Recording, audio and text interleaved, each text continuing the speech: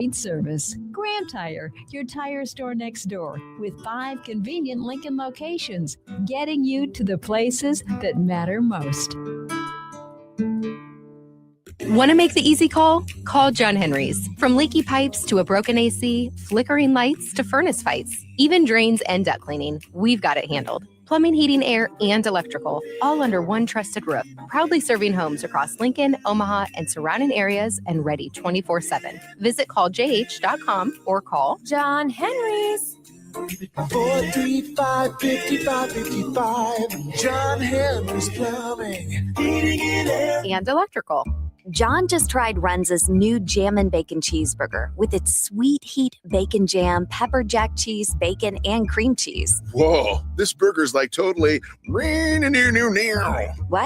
You know, boom, boom, boom, boom. Not sure I'm getting it. It's totally jammin'? Ah, I see. Well, don't jam with your mouth full. Try the Jammin' Bacon Cheeseburger. Because from the way we make it to the way it makes you feel, Runza makes it all better.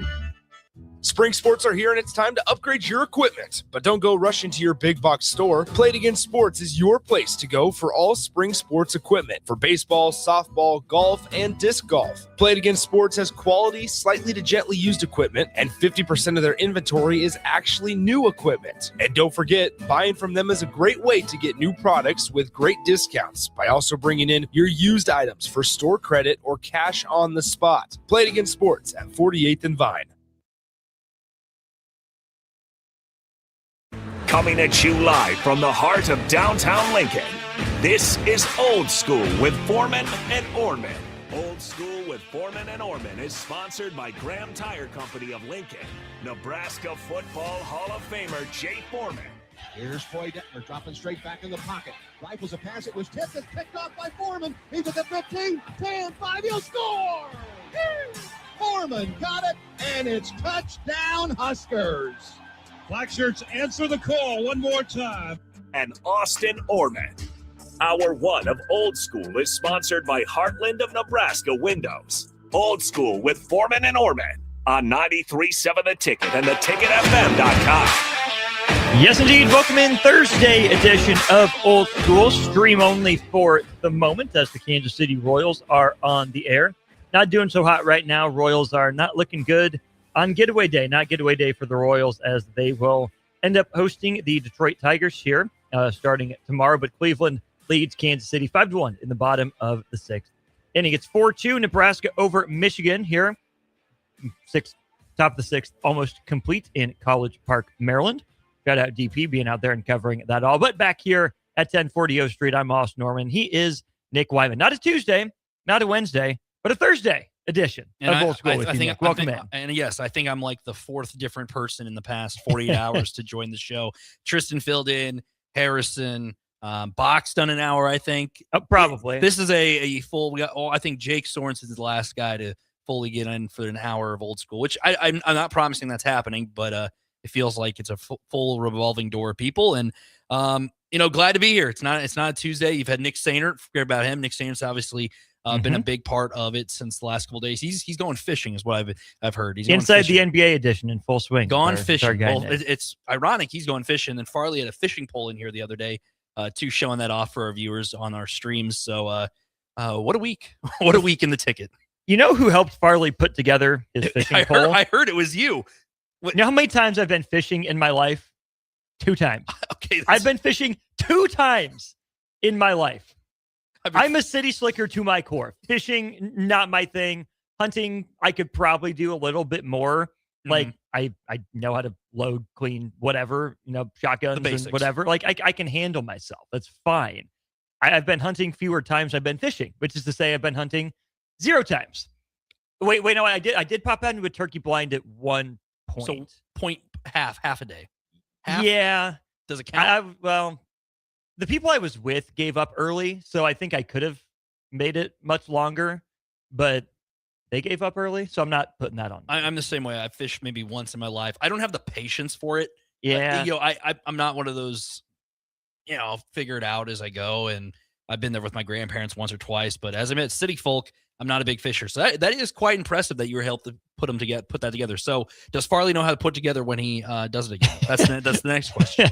I hope so. I didn't make him the instruction manual or anything, and I tried to read the instructions to see if you'd be able to do it, and they weren't great instructions.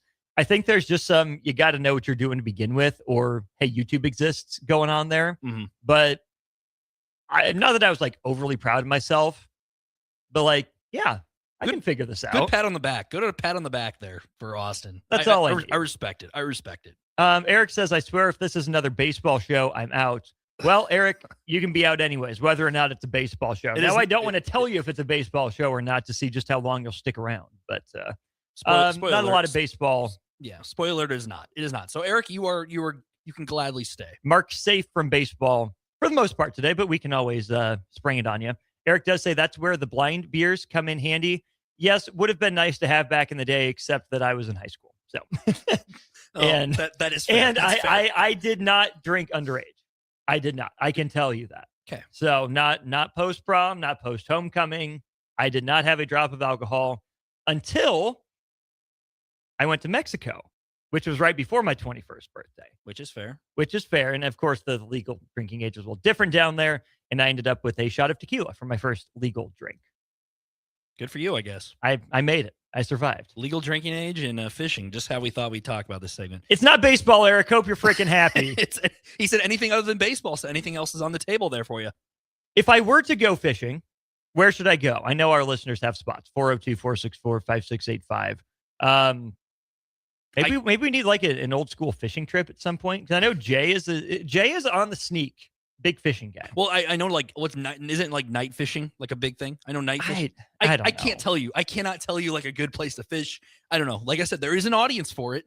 I just cannot tell you exactly how it works, when to go. Ice fishing's a thing. I always find that. Yeah, that's the Jay Foreman thing. That's a Jay Foreman thing. Well, he's from Minnesota, so obviously, they're nocturnal to that. So interesting across the board. All right, 402-464-5685. Let's get on with the business of the show, and that is that Nebraska's 2027 recruiting class might be in jeopardy. And you can tell me that sounds a little doomerish of me. You can tell me that that's taking it a step too far, and that's not actually the truth, and I'd probably believe you. But Ohio State is knocking around Trey Taylor's door. Miami and LSU are sniffing around Torrey Pittman. Barrett Cottrell is taking a visit to Tennessee. Now, Cottrell is not committed. Obviously, Taylor and Pittman have been committed to Nebraska for quite a while. Let's just tell you what we know about what's going on first and foremost at the quarterback position. So Ohio State early today was reported that they were making a run at Trey Taylor. That's how Alan True of Rivals represented this, and talked to Alan before. Good guy, generally knows what's going on in the industry. And he specifically said is making a run at. The first sentence of his piece, Ohio State is looking at adding another quarterback to their 2027 class, and the target they have honed in on is Nebraska commit Trey Taylor. Taylor's camp tells Rivals the Buckeyes were recently at Carmel Catholic to see him. Quarterback coach Billy Fessler was in. There have also been conversations with head coach Ryan Day. Trey's dad, JR, says Trey's been very clear with Ohio State that he is not taking any other visits, but he did confirm that the Buckeyes are actively pursuing his son and that he is a high priority target for them. Interesting times. Trey Taylor put Ohio State in his top 10 back in the day. And why wouldn't you if you're a highly rated quarterback with the way that place has pumped him out, with that coaching staff as well. But this has been really the crown jewel. Comments about his social media proclivities aside, it would be a big deal. If Nebraska were to lose Trey Taylor, it's a big deal that Nebraska has a fight on its hands right now. This is a guy that has been pretty vocal about his support for Nebraska, about being locked in and being, the best peer recruiter Nebraska's had in a long time. Again, quibble with his methods if you want to or not, but he's certainly been active and trying to do his part. If Ohio State is able to poach Trey Taylor from this Nebraska recruiting class, oh boy. Yeah, it's a big if. Like you said, like it's all words is what it is. Commitment. The word commitment means a lot different than it did in the year 2026 compared to the year 2016. And if, Nebraska has their quarterback locked in, obviously social media aside, very vocal about what he wants to do and be here. He's obviously moving down to the Lincoln area to play his senior year of football, high school football at Millard South with their program. Obviously Jet Tamala was just there playing quarterback with the Patriots program. Now at Alabama, that's another storyline, for that football program, and another side story along the way for the NEB prep scene. But you have that. But then what if he's literally in your backyard, Mm-hmm. Let's say he plays, he's going to enroll at Millard South at this moment, plays there, and then Ohio State comes in and says, oh, here you go. I know Terrell Farley and Bach were talking about, like Dylan Raiola. Dylan Raiola moved to Georgia, was committed to Georgia in the backyard of the Bulldogs. Ends up not going to Georgia at all. Ends up at Nebraska. Obviously, he had some connections here as well. Trey Taylor, for what it's worth, the guy hasn't really said anything else, basically said he's very committed to Nebraska. And it's his word. We can't change nitpick of what he's saying. That is what he is going with and what the story is now. It's just very interesting, this story. I woke up and saw it and I was like, oh, that's interesting, because this guy's been committed for quite some time. Obviously, he's been very vocal about the 2027 class. And if just the big picture about Nebraska, if that was to flip, not saying it is happening, not saying it will happen, or maybe it's just a big nothing burger. But it's on the table, right? It's on the table. Which it wasn't before. And if that happens, like you said, oh boy, that's kind of a oh boy for the program as a whole, that recruiting class as a whole, because you have the quarterbacks right now with Latif, you have Calandria for a year, and then obviously you have Daniel Kalen. I don't know what that means for the future after the year. That would be year 5 of Matt Rule. I don't know what that would mean going forward if you were to lose that with this on the table. Let's say, play this out with me right now, the Trey Taylor does decommit from Nebraska. Nebraska offered 10 quarterbacks in the 2027 class. Trent Seaborn, who's committed to Alabama, the second quarterback in Alabama's class. Keegan Croucher, who Ohio State is also checking in on, currently committed to Ole Miss from the Baylor School in Chattanooga. Weston Nielsen is a guy Nebraska offered. He's committed to Arizona State. Carson White from Iowa Colony, Texas, committed to Oklahoma State. Jamison Purcell from Illinois, committed to Indiana. Ben Musser from Jackson County in Jefferson, Georgia, committed to App State.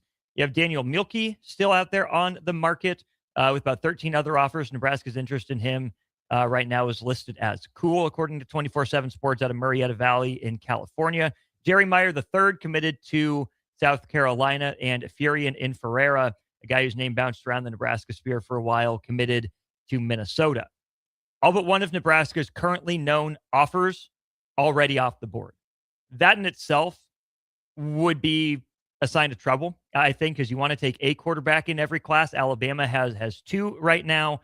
Ohio State either looking to add a second quarterback or maybe replace the guy that they already have in the fold, a guy by the name of Brady Edmonds. So Brady Edmonds is from Huntington Beach, California, 4-star guy committed to Ohio State. And how about this? UCLA is visiting Brady Edmonds today. Interesting. At his school. I wonder from Ohio State's situation if they think they have a legitimate chance to flip one of these other top quarterbacks. Where'd the list go? I had it here. Whether it is a Croucher from Ole Miss who said similar things about being solid with his commitment, not actively looking into it, but at least taking the call. If they're able to get Trey Taylor out of Nebraska, if that would be something that would be on his radar or on their radar, or if they are looking to just get 2 quarterbacks in a class, which would lead me to believe they'd take, a flyer on a lower 4-star or a 3-star guy as opposed to go for 2 top of the market guys, except that they're Ohio State and they can recruit seemingly whoever the heck they want. They're one of those programs where in and out, like you said, they've had some really talented quarterbacks over the past, decade, whether it was Urban Meyer coaching, whether it's been Ryan Day. They've had talented quarterbacks who have made a career out of playing that position at the next level. And then you mentioned the domino effect, UCLA. Bob Chesney's been very at it with the Bruins program since moving over from James Madison. And if he's able to get a guy from Ohio State, like you said, with Edmond, then it opens the door for Ohio State maybe to flip another guy. And then Nebraska is obviously affected by those 2 Big Ten schools potentially making moves with their quarterbacks. So obviously you're watching the Trey Taylor situation, but you're also keeping your eye on the rest of these guys. And that's what makes the recruiting trails and the commitments and the decommitments and the visits all interesting across college football, especially this time of year where a lot of the topic is quarterback commitments, everything across the board. let's again just play out the hypothetical that Trey Taylor leaves Nebraska. Oh, man. Oh, boy. Yeah, I think, oh, boy. I don't even know where to go with that thought, just based on how many eggs have seemingly been put in the Trey Taylor basket between getting him to move out here to Nebraska for his senior year to pick up and be closer to the program, to all the peer recruiting he's done, the other guys in the class that are so locked in and in tune with him and that show up for all sorts of, events and visits as long as he's there and are there alongside of him. I don't know if we're ready for a world in which Trey Taylor decommits from Nebraska. Well, I don't think it's the likely world at this point, but we have to prepare ourselves for the possibility, because how many times has Nebraska gotten in early and done good work with a prospect just to lose them to a bigger name school? It happens time and time again for Nebraska. A little bit different since Taylor's been committed so long and has thrown so much of his weight publicly behind helping Nebraska get set up with its recruiting class. But it's a non-zero chance that Nebraska loses Trey Taylor. And this is a different situation, though, with the transfer portal. Nebraska had a quarterback in Kenny Minchey for 24 hours. And it seemed like that was kind of, something that was kind of done deal. I remember we were sitting here talking about it. Like, who is Kenny Minchey? We all got to know who Kenny Minchey was, the Notre Dame backup quarterback, where he was from, his story. And then the day unravels, never mind, he's going to Kentucky. And it's a different circumstance, obviously, with the transfer portal versus a high school recruit. But Nebraska's been down that avenue before with decommitments and flips. And you have a quarterback where, you're putting a lot of stock into it. You're putting a lot of stock into the guy potentially making noise right when he steps on campus with Nebraska in 2027. And, hypothetically, if he did decommit, like, he's going to be playing football just down the road at Millard South. And that's a very weird situation where you had the guy in your back pocket, and then he's, he's an Ohio State commit or whatever, playing an hour away in the Omaha Metro. I think a lot of people are going to go to Millard South games to see him in all the talent on that team. Can you imagine how many more people would go to their games if he decommits? Can you imagine the scene if he decommits? Or if they're playing Millard South, playing a road game down here in Lincoln? Seacrest, oh, exactly. Man. Like if they're playing like a Southeast or something like that, and it's like, it's a Thursday night game, Friday night game, and they're playing this, juggernaut school who's obviously probably the face of NSA football here with the way right now, especially the way they're winning games left and right. And yeah, that would be a very, interesting situation, because Nebraska is going to have their scouts at these games still watching him, regardless of what the situation is, because we've seen guys flip. We've seen them flip back. It's the wild world of college football, but it's a story to keep an eye on, as we haven't really heard much else. Kind of just came out of the blue, wasn't really on the table. It was just kind of something that, people kind of put on the back burner. And now this story is kind of unraveling, and we're sitting here in May. High school football starts in about, a couple months. There'll be a storyline to watch as the season progresses throughout his senior year. On the flip side of that, what if Nebraska is able to keep Trey Taylor? He remains solid to his commitment, and he's on campus for Nebraska in January of 2027. What would that mean for the Huskies? I think that's huge, because you look at the guy, he's obviously very loyal. He's very big in supporting this 2027 class and the guys in it across the board. You mentioned a couple of guys who could be potentially on board for the 2027 recruiting class. And he's, really, I remember when he first said he was moving here was to, get a head start, basically. Was kind of what he said. Yep. And now he's going to be playing in the backyard. He'll be able to come down to game days, making the trip from Lincoln to Omaha for school each day. If you're able to keep a guy like that, obviously if I put myself in a player's shoes and I hear a school like Ohio State's knocking at the door, a school that's had successful college football seasons year after year after year, regardless of who the head coach is. You go back to Jim Tressel, you go to Urban Meyer, and you go to Ryan Day. They've had successful years, win double-digit games every year, and make the college football playoff. Won the college football playoff just in recent memory as well.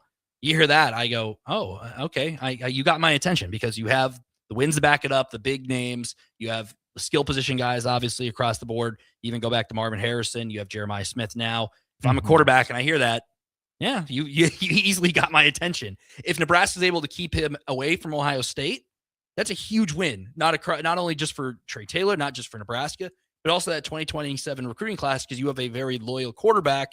You bring in everybody else on board, you have that loyalty there to lean on. And I think Nebraska's kind of missed that in recent memory. It's just another black eye that Nebraska can't afford, I think, in a lot of ways. you just got to find a way to keep the guy in the fold. Now, I'm not so sure it's a Godfather offer thing. If Ohio State comes in and offers Trey Taylor, I don't know, say $3.5+ million. Sure. Are you willing to put that much money into Trey Taylor? If you are, you better be sure that he's the one, because if you, like we talked about yesterday on the show, mortgage your future, as USA Today said, in extending Matt Rule and giving him the biggest buyouts since Jimbo Fisher and Brian Kelly, and you're not 100% correct on it, and if you give Trey Taylor that much money and he's an average starter in the Big Ten just to keep him, I mean, you got to do what you got to do, but at some point, where's the return on investment? You can't be paying $3.5+ million. And again, these are just numbers I pulled out of nowhere, so don't take them and run with them, please. You got to get return on your investment. And if you're the program you think you are, sure, maybe some pressure from Ohio State means you have to up your investment a little bit. But if you're the program you think you are, just keep handling business. Just keep handling the basics, and you should be good with this guy. And if Ohio State wants to take that risk and that financial burden on itself, at some point, you got to just walk away.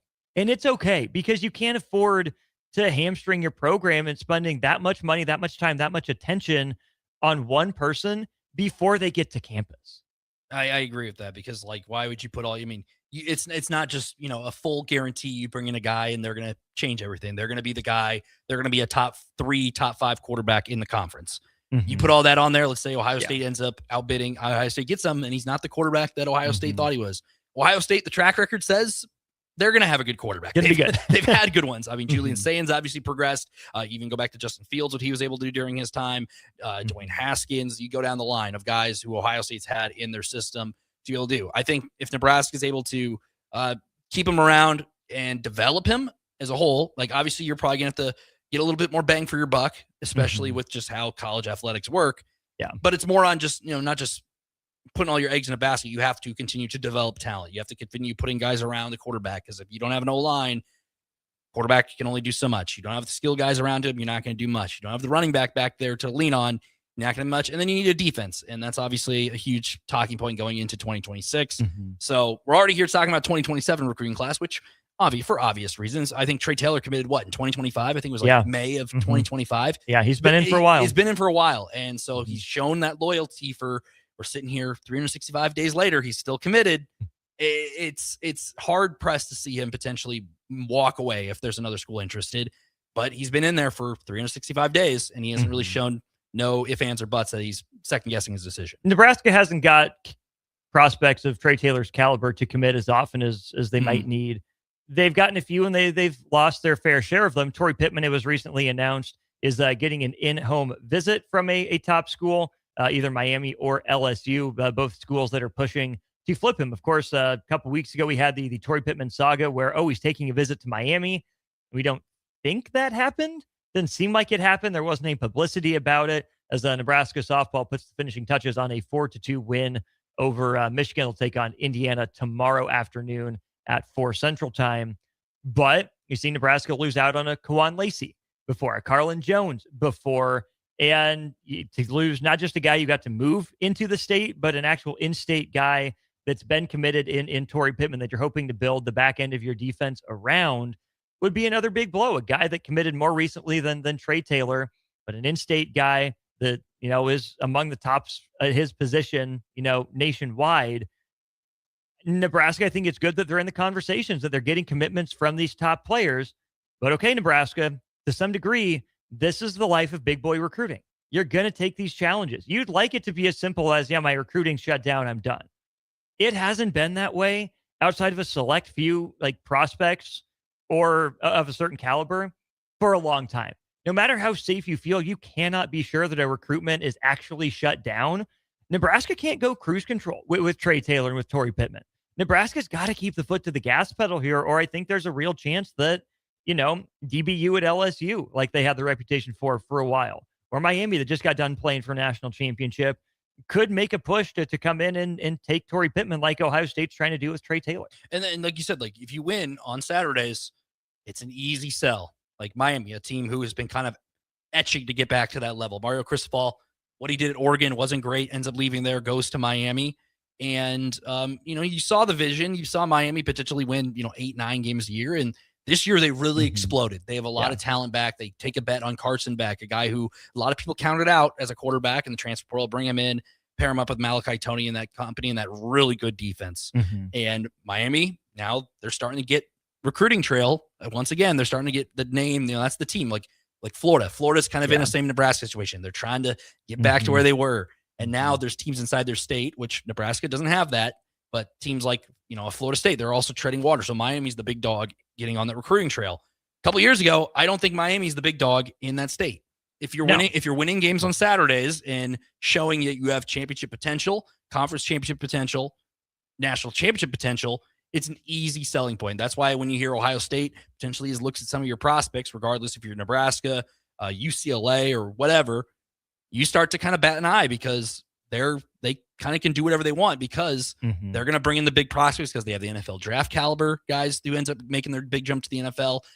They've had quarterback success. They've had winning success at a very high level. So you can't just, brush it off like, oh, Ohio State's talking. You got to, like you said, cannot just go put the car into cruise control and let it ride out and see what we can do.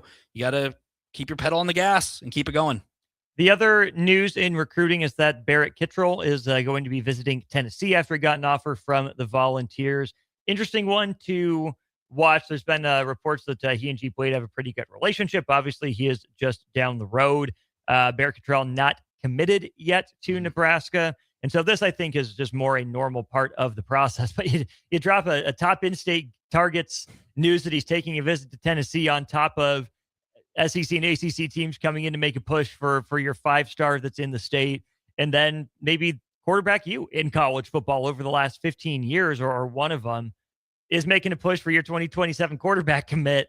I can understand Husker fans that follow recruiting closely, maybe being a little bit on edge after all the news today. I feel like, it's all at once too. I think that's what also kind of hurts. Like usually maybe you'll hear a little bit and it's like, all right, no, you got 3 commits potentially in the 2027 class. Right when you wake up. Good morning, Nebraska. You have this Nebraska football fans. You have this news dropping right in front of your face, and you don't have a ton of time to react. Just kind of like recruiting, like you said. The Tennessee one's just kind of like the normal recruiting process. The Trey Taylor one kind of woke up and kind of okay, weird. Yeah, it's kind of weird. I'm hearing this now after he's been committed for over 365 days, and obviously making plans to play football up in the Omaha Metro at the Class A level. There's never a dull moment in Husker Nation. I think that's the biggest takeaway from this segment. I would have to agree. Let's keep the college football conversation going. Mark Cuban claims that it was him who got Fernando Mendoza to Indiana. His paying up, his connections to Fernando Mendoza's younger brother. Do we think that really happened? And do we think that's another disadvantage for Nebraska in the NIL era? We'll talk about Mark Cuban's investment into Indiana football as we continue Old School Hour 1, brought to you by Heartland of Nebraska Windows. Lincoln's go-to for fun isn't new. It's a place that's been a staple of the city for years and is only getting better. Matson's Bowling and Billiards always has open bowling available with no long lines, unlike other centers. They have live music almost every weekend and great food at EJ's Bar and Lounge, with seating for 150 people. They have popular meals like the EJ Burger, pizza for the whole family, and famous EJ's Wings. Contact Sarah to book a party for friends, coworkers, or family at Matson's Bowling and Billiards, just south of 48th and Holdridge. A membership with John Henry's will fast-track you to front-of-the-line service, seasonal tune-ups, and far fewer unexpected moments. That means no breakdowns, no waiting on a call, and no nonsense. It's consistent care that prevents small issues from turning into big bills. Join the Comfort Club and get VIP treatment 365 days a year with 24-hour priority response, member-only discounts, and peace of mind on your home's most expensive systems. Call John Henry's. John Henry's Plumbing, heating and air. And electrical. At Parkview Animal Hospital in Lincoln, it's not just their professional care that sets them apart, but their warm staff and state-of-the-art facilities. Whether it's for a routine checkup or a comprehensive medical procedure, at Parkview, your pet isn't just another number, but a valued member of their caring family. Visit them at pahlincoln.com today and in person just south of 14th and Pine Lake Road. Parkview Animal Hospital, your pet, their passion for happier, healthier, furry friends. At Raising Cane's, we focus on making the most craveable chicken finger meals, getting them right every time. That's why we hand batter every chicken finger, mix every cane sauce, butter every Texas toast, stir every slaw, salt every fry, squeeze every lemon, and brew every ounce. We do this inside every Raising Cane's, every day. Because when you do it right, you can taste it in every bite. Raising Cane's chicken fingers, one love. At DWE Generations, having a plan matters, especially when it comes to protecting what's most important. They work with individuals, families, and business owners to help make smart financial decisions that support life today and set the foundation for generations. David Darlington, Russell Walton, and Cody Eiler bring decades of experience, and their dedicated team provides follow-through, answering questions, explaining next steps, and staying connected as life evolves. DWE Generations, a generational wealth planning firm. DWE Generations is a marketing name for individuals doing business as representatives of Northwestern Mutual. Visit generations.nm.com or call 402-483-7871 and ask for David, Russell, or Cody. Hi everyone, Kendall Warnock, A1 Automotive in downtown Lincoln. Spring is here. Summer is fast approaching. With weddings, vacations, and weekend getaways on your mind, do not let car issues prevent you from getting where you need to be. Car problems shouldn't be something that you put up with. Let us get you back on the road in comfort and safety. We diagnose all makes and models from Porsches to Hondas, Toyotas, and Chevrolets. We fix a variety of issues with all of them with our talented techs and our experienced staff. A1 Automotive at 11th and L, downtown Lincoln, always honest answers. Graham Tire presents life's greatest adventures. Okay, buddy, here we go. Just keep your eye on the ball. All right, just swing right through it. Yeah, good job. Way to go. Hey, run it out. Okay. Great road trips start with great service. Graham Tire, your tire store next door, with 5 convenient Lincoln locations, getting you to the places that matter most. Hey, baseball fans, join the Blur Tailgate at Hilton Omaha this June for their 14th annual hospitality event during the College Baseball Championship Series. Book an experience for your clients or employees with an exclusive bar, buffet, TVs, music, and tailgate games. Secure your spot today and let Blur Events take care of all the work so you can enjoy the day. Plus, they're just steps away from Charles Schwab Field. Visit blurevents.com to book your group, buy tickets, or learn about sponsorships. That's blurevents.com, your college baseball and football tailgate destination. We have 2 boys, so we needed more space. We lived in a townhouse, so we decided to build. Casey Bowman and her husband Joe built their first home with us. This is Bob Benish of Aspen Builders. Working with the Bowmans was fantastic. After the first meeting, we really liked them as people. I was really skeptical about the whole building process, more so than Joe was. But they explained everything before it happened. If there were problems or issues along the way, they called and explained everything. They just really helped ease my mind. They were really good about giving us options as far as what fit in the budget, what didn't fit in the budget. They have a designer, Rachel. She was amazing. She was very helpful in making sure that our house turned out good. I wouldn't change anything. I wouldn't change the lot. I wouldn't change colors. I love everything about it. Everything. It's perfect for us. Make your dream home a reality and call Aspen Builders at 423-6811. Online at aspenbuildersinc.com. Your home is waiting at Aspen Builders. 93.7 The Ticket is Lincoln's home for Kansas City Royals baseball in 2026. Catch all the action as Bobby Witt Jr., Salvador Perez, Vinny Pasquantino, and a pitching rotation led by Cole Reagans try to lead the Royals back to the postseason. That's Kansas City Royals baseball all summer long. On the air in Lincoln at 93.7 The Ticket. Back to Old School with Foreman and Orman on 93.7 The Ticket and theticketfm.com.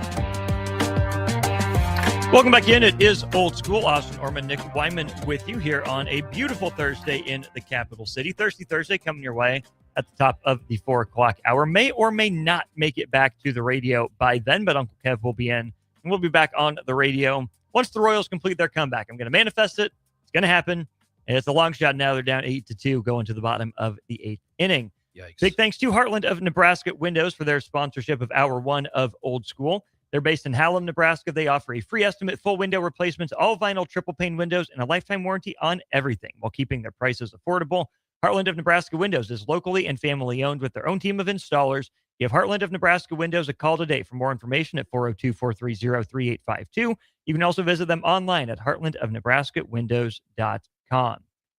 From one college football topic to another, Still regarding quarterback, Mark Cuban has recently gone on record and takes his fair share, if not more, of the credit for Indiana landing Fernando Mendoza out of the transfer portal. He tells The Athletic in an interview, told Front Office Sports in an interview that it was him who covered the cost of Mendoza's NIL deal. Cuban said, Scott Dolson's like, we've got this quarterback that we really, really like that we think would be great in here in the system. We just need a little bit more. I'm like, how much is a little bit? And so he told me, and I'm like, okay, we're on a roll. I'll put up the money to get this quarterback. The Athletic notes Cuban had never donated to Indiana sports before, but his prior connection to Mendoza's family helped grease the wheels. We can take this in a couple of different parts. First of all, Cuban had never donated to Indiana sports before. I don't have the numbers. I don't have the demographic data. I don't want to speak out of turn on this.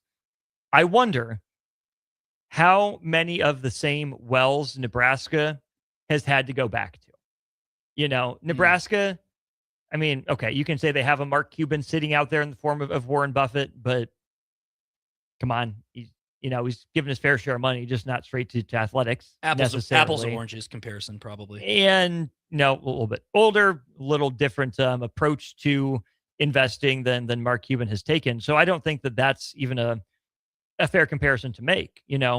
Is there a Mark Cuban sitting out there for Nebraska, a dude that's interested, that's willing and ready to capitalize on any success that a team has? Maybe we're seeing it with Nebraska basketball. I still think some of that's coming from rev share more than NIL, but I'm sure NIL is involved as well. If the total numbers are correct that we've been hearing, is it that if Nebraska football gets more success, they'll come upon this version of Mark Cuban, whatever that looks like for Nebraska? Or is Nebraska just out of luck that they just have to keep going back to the same wells and trying to sell the same product, just slightly reskinned to the same people? I wonder. Yeah, I mean, like you said, I don't really think there is a Mark Cuban esque guy or girl out there here in Nebraska for that. Obviously, Mark Cuban, we don't know the numbers. It's all speculative. Indiana obviously says this. Mark Cuban says that. And he's Mark Cuban. He's been around sports his entire life, basically my entire life. That's how I figured out who Mark Cuban was with the Dallas Mavericks and all that during my childhood. And he obviously was kind of one of the faces of that franchise because they were very successful throughout his entire time while he had made an investment with them. Yeah. I don't know if Nebraska will ever have that. Obviously, basketball, you mentioned, is more rev share than NIL. I don't think Nebraska has that kind of guy, or female with that kind of stature on the radar, which it's interesting. The Mendoza thing, he's obviously kind of taking credit where credit's due, which, I mean, I guess he's Mark Cuban. But then again, I don't really know if that's like a formula for good success in a college football ranks where you're relying on said person from, I'm a graduate from the university, or, I have a lot of money and I should give back to help you compete. I don't know if that's the recipe for success after we just got done talking about recruiting at such a high level. Well, the other piece of the recruiting thing is from this piece, but his prior connection to Mendoza's family helped grease the wheels. Cuban says, I knew Alberto, who was already on the team, was a Heat fan, and he would sit behind the Miami bench. And when I would come to go to Mav Heat games, he was like, oh, yeah, I'm going to IU and da. So we met, and I'm like, okay, I'll put up the money. We can go get Fernando, and the rest is history. Where is that meeting spot for Nebraska football? It's Nebraska football. Do you have these big meetups at Nebraska volleyball matches? Different crowds, football and volleyball, same support. Everyone's rooting for both teams, but usually play on the same day. You have some overlap, but your volleyball season ticket holders and your football season ticket holders and boosters, while there's some overlap, I would be shocked if that's the exact same pool of people. Nebraska men's basketball, could it turn into that? Maybe. Baseball, softball are what they are, but it's still Nebraska. It's still associated with the university. Are you going to go to a League One volleyball match and do this business if you're, a Division I quarterback want to be in a big Nebraska booster? Maybe. Supernovas match? Maybe.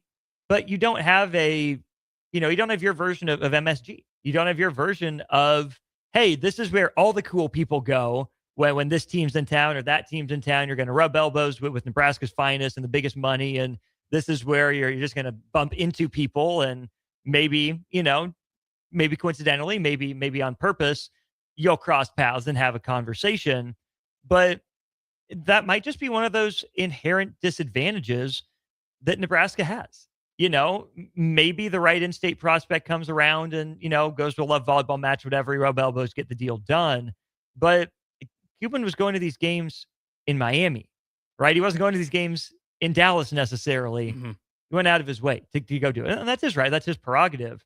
But the lack of a Mark Cuban, and I think the lack of that space where all these big name people are seen together and can, talk business or just get to know each other to start greasing the wheels like this article says. I don't know if Nebraska can necessarily change that, and certainly not quickly. And like you mentioned, like Madison Square Garden, that's one of the big, obviously the Mecca. You see the New York Knicks, what they're doing right now, and you see all the celebrities go out and get to sit courtside or sit near one another across the board. Mark Cuban, he gets to sit courtside whenever the Mavericks are playing when he was part of that group.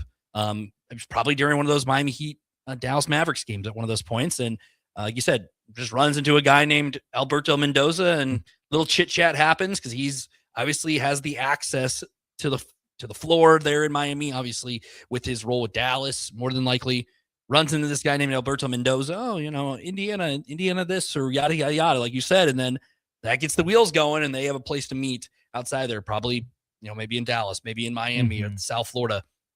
Like I said, there's no really that access outside of the university where you have another place. Like you have in the summer, you have the Salt Dogs down at Haymarket Park, which is in the same facility as Nebraska baseball. They play the same field. Then you have the Storm Chasers down the road. You have League One volleyball. You have the Storm Chasers or the Supernovas. You go down the line. Nebraska has that disadvantage. They don't really have that kind of one. They don't have a Mark Cuban. No, they don't have a Mark Cuban just walking around, showing up, sitting courtside for a Nebraska basketball game. Mm-hmm. That'd be cool. That'd be very cool if that was a thing. But they don't have that. No. It's kind of like with Steve Ballmer with the Clippers too. He's the same situation. He's courtside. You see him. He's present. He's around all these places. Los Angeles, city that there's something to do all the time there, and he's around. Nebraska doesn't have a Mark Cuban. They don't have this other, like you said, where the cool kids hang out. It all revolves around the same athletic department where there's different fan bases. Like you said, there are probably some overlap with Nebraska volleyball fans, baseball, softball, football, basketball. But there's probably season ticket holders who are just volleyball ones who are just baseball, ones who are just softball, and et cetera. And that's, again, not something that Nebraska can necessarily change quickly. Eric says, oh, come on, Austin. Stars game at the Icebox is the Mecca. My bad. Oversight on my part. That's on me. Eric, bad. Eric, I will say that it is a pretty good environment when the Stars are in the playoffs. Great environment. It's a great environment. Oh, yeah. Proud of our guys at the Stars. Always love hearing from them. They had their draft on Tuesday, which is why we had a 3-hour old school instead of outside the box. But if, Nebraska's going to find a Mark Cuban, it's going to come, like it or not, probably from, either loosening or strengthening of different regulations at the governmental political level. Make Nebraska a place that you want to build, right? I mean, we're right here in the heart of downtown. Right there in the Haymarket. There's all sorts of fun companies popping up. It's on the people in North Stadium to get to know them and say, hey, here's what we can do together. Here's where your partnership can go a long way. Here's where we can help you. Here's where you can help us in return. And I'm sure there are enough smart people at the university that they're forward enough looking to find ways to do it. But the next Mark Cuban has to spring up in Nebraska at some point.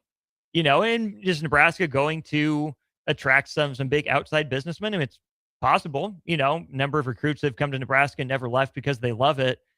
Okay, fine. But then you have to have the environment set up for business that allows people, to give Nebraska not just a first look, but a second look at, oh, you tell me I can do that, and I'm covered on that, and I'm all set over here. Hey, look, that looks good to me. And then you have to have some tie to the university because, again, Cuban was homegrown. Even though he moved away, that was an Indiana guy. As much as this should start with sports, as much as it should start with, good coaching and good development and recruiting and what have you, it's so far beyond that in some of these cases as well. You give Indiana a bunch of credit for getting the most out of Fernando Mendoza, But don't miss that they wouldn't have Fernando Mendoza, at least in his own words, without Mark Cuban. One came before the other. It's got to happen just naturally, too. Like, it can't just be forced. You can't No. just go, oh, this guy walks in and, once it wasn't Mark Cuban didn't make Indiana football. No. He what, did he play a part? Yes. But look at what Kirk Zanetti and his staff did. They brought, like Mendoza said a billion times, there was a bunch of misfits ending up as Hoosiers and putting them together. I think he called it a conglomerate, I think was the word he used. Yeah. Really big word that I probably have never used in my till today. So what a way to fit that in there. But it was more than just a guy putting in money and putting more into the university that he was homegrown from, moved away, did his own thing with Dallas and everything and like that. It was more, you got to look at that was one part of it, but there's also the Kurt Zanetti making his way there, winning games, doing what he did. He had Curtis Rourke the year before that, winning games with them. They get to the playoff, they lose to Notre Dame. Then they bring in this, transfer portal class to win a national championship and beat Miami. So it has to be natural. It just can't be a forced thing to happen because it's something that's kind of out of the ordinary. And it's crazy that Mark Cuban played a role in all this because I'll be honest with you, I didn't know he was a really Indiana alum before it all came to be. Well, and he wasn't acting like one. He maybe knew Exactly. it down the line, but you didn't know that Mark Cuban had that much of a vested interest in Indiana because he didn't really show it. I couldn't have told you he was an Indiana alum. I would have probably guessed, I don't know, like New York or something like that. Maybe he was like a I don't know, like a Syracuse alum. There's a lot Yale of Business School, something like that. know. Like I was like, but I would have never been like, oh yeah, he's an Indiana guy. But if that was the case, why isn't Indiana basketball then being a juggernaut left and right? They're a couple years removed from Victor Oladipo, a couple of the Zellers. Yeah, that was just a couple of years ago. Yeah, and now they're a team that didn't even they shut down a postseason bid, which with the changing of the guard for college sports, Indiana probably was in the tournament with the news coming out today. So interesting times in college sports. Good on you, Mark Cuban. Nebraska, go find your own, build your own, raise your own. Mark Cuban, you got to make it happen. He's Nick Wyman. I'm Austin Norman. This is Old School. We'll be back to wrap up hour one of the show momentarily. Got a full 3-hour show, a loaded one coming your way. Stick with us here on The Ticket. Nutrition Authority presents Fusion 30, an ultra premium protein ideal for anyone wanting to look, feel, and perform their best. Fusion 30 can only be found at Nutrition Authority. Stop in today for a free sample, visit with a certified nutritionist, and get better than internet pricing. For store info, visit mynutritionauthority.com. Gentlemen, are you ready for something beyond the ordinary haircut? At Scissors and Scotch Lincoln, they blend your old school barber feel with your favorite watering hole. Sink into a comfy chair, unwind with a complimentary drink, and let their master barbers handle the rest. It's not just grooming, it's an experience. Whether you're prepping for a big meeting, needing to get cleaned up before family comes to town, or just need a little time to yourself, Scissors and Scotch Lincoln delivers sharp style every time. Book now at Scissors and Scotch in Lincoln, just south of 30th and Yankee Hill Road. 93.7 The Ticket is Lincoln's home for Kansas City Royals baseball in 2026. Catch all the action as Bobby Witt Jr., Salvador Perez, Vinny Pasquantino, and a pitching rotation led by Cole Reagans try to lead the Royals back to the postseason. That's Kansas City Royals baseball all summer long. On the air in Lincoln at 93.7 The Ticket. If you want to make new floor shopping easier, come to O Street Carpet. Hi, I'm Steve Carper. Our flooring professionals can help you choose the best flooring for you, your family, and your budget. We eliminate the confusion. Even better, you'll be enjoying your new flooring much sooner. No 6 or 8 week waits. We'll install right away and save you money on installation. Floor shopping made easy every day at O Street Carpet. O Street Carpet. 1732 O Street. Family owned and operated. Always the best value. Hey everyone, this is Austin Norman from Old School with Foreman and Orman, live from 1040 O Street in the heart of downtown Lincoln, weekdays from 3 to 6 p.m. My favorite thing about downtown Lincoln has to be the year-round energy. Downtown Lincoln never stops. It's easy to get to, has everything you could need or want in dining, entertainment, and retail, and of course it has Lincoln's best sports talk, proudly located in downtown Lincoln on the corner of 11th and O. This message is brought to you by the Downtown Lincoln Association and 93.7 The Ticket. Is your air conditioner ready for the hot weather ahead? Get it checked now before you really need it. Call Bryant now to schedule your spring air conditioning service check. No matter what brand equipment you have, Bryant's trained technicians will thoroughly clean, inspect, and test to make sure it's ready to cool efficiently when hot weather hits. Stay cool and comfortable with air conditioning services from Bryant Air Conditioning, Heating, Electrical, and Plumbing. 467-1111 to schedule your AC check. Bryant, whatever it takes. At DWE Generations, having a plan matters, especially when it comes to protecting what's most important. They work with individuals, families, and business owners to help make smart financial decisions that support life today and set the foundation for generations. David Darlington, Russell Walton, and Cody Eiler bring decades of experience, and their dedicated team provides follow-through, answering questions, explaining next steps, and staying connected as life evolves. DWE Generations, a generational wealth planning firm. DWE Generations is a marketing name for individuals doing business as representatives of Northwestern Mutual. Visit generations.nm.com or call 402-483-7871 and ask for David, Russell, or Cody. Bauer Underground has been serving local contractors and utility contractors all across the state since 1997. When you see the black and white trucks, you know that the best workers in the business have arrived. Bauer is currently looking for equipment operators, laborers, diesel mechanics, and aerial linemen. Join the brotherhood built on hard work, authentic people, and a pedigree of success. They're offering top-notch benefits, a matching 401k, and a $600 per year clothing allowance. Bauer Underground, a family-friendly company with plenty of room for advancement. There are so many realtors in Lincoln and Omaha, but don't get overwhelmed by all the no-names, plus all the different companies. Ben Bleicher with Professional Realty Group at Berkshire Hathaway Home Services Real Estate is your go-to option, whether buying or selling residential, luxury, leasing, investment properties, or commercial property, small or large. Ben's team offers decades of experience, unbeatable customer service, and promises to fully protect your interests throughout the entire transaction. Call 402-419-6309 for all your real estate needs. Ben Bleicher with Professional Realty Group of BHHS Ambassador Real Estate. Back to Old School with Foreman and Orman on 93.7 The Ticket and theticketfm.com. Welcome back in one final time for hour one of Old School. Austin Orman, Nick Wyman with you. Some breaking news out of the Husker sphere. Okay, not exactly breaking, but within the last hour, we have the opponent for Nebraska men's basketball for the Sanford-Pentagon game. It'll be Nebraska taking on Boise State in a rematch from the Crown tournament. I believe that was the semifinal game for Nebraska. It beat Boise and then took down UCF there in the finals of that one. Fun matchup. I think when you look back at Nebraska's history at the Sanford-Pentagon, this is probably the best team.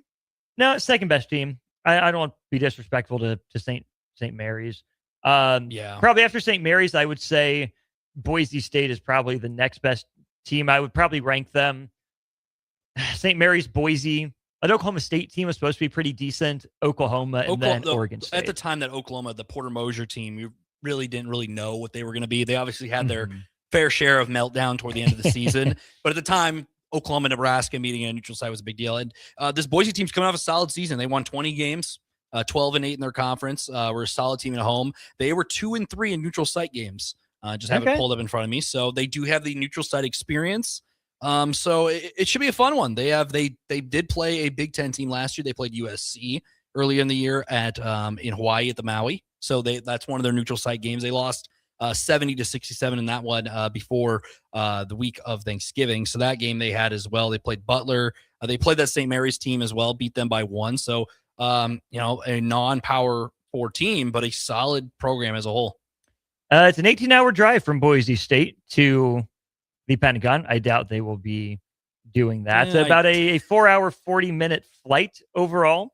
But, of course, you will jump a time zone there. So, again, it'll be much closer for Nebraska than it is for Boise State. It's a bit, obviously not as far as it would be for Oregon State or for St. Mary's, but also pretty far if you look at what Oklahoma State would be doing to make that, John, a little bit closer to the distance for those. But no, I like this for Nebraska. This is a really quality ad. This is a Boise State team that's been out of the NCAA tournament for the last couple of years, but really, really steady, consistent program.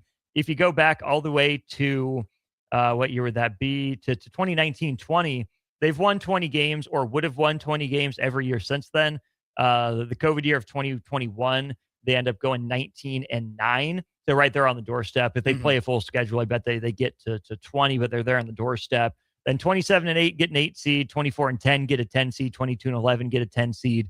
26-11 2 years ago, and 20-12 right now. Of course, Nebraska was in on Boise State's starting center, Drew Fielder, for much of the offseason before that ended up with Drew Fielder committing to Alabama. So really good matchup for Nebraska. Again, I think probably the second best one that Nebraska has had up there at the Pentagon. And adding to, we knew they would play a game up there. They're going to go to Connecticut to take on a much improved Providence team with a first-year head coach. We're still waiting on more news on Nebraska's multi-team event that we can probably pencil them in for at some point. But I like where this Nebraska non-con schedule is shaping up, a good non-con test closer to home and a good kind of more road neutral test against Providence. And the Pentagon games, I really think is kind of like should be kind of a Nebraska staple going forward. It's a good basketball environment. I mean, the Oklahoma one last year was a very high scoring game. Yeah. And that was kind of a game where people started to really kind of take notice of Nebraska basketball. And you have a Boise team. And like I said, there's a little bit of history between the programs. You have to go back to the Crown tournament, which is ironically, this always comes back to that Crown tournament, which people forget. Fun Crown tournament in general. And it's just ironic that both teams are going to meet one more time. And it's a Boise team where they have an opportunity to potentially, like you said, they've been kind of knocking on the doorstep the last couple of years. And if they can knock off a Power 4 team, especially a Nebraska team with the season they had last year, big opportunity ahead for them. 76-team bracketology dropped from Joe Lenardi. Nebraska's in there as a 6th seed in Spokane.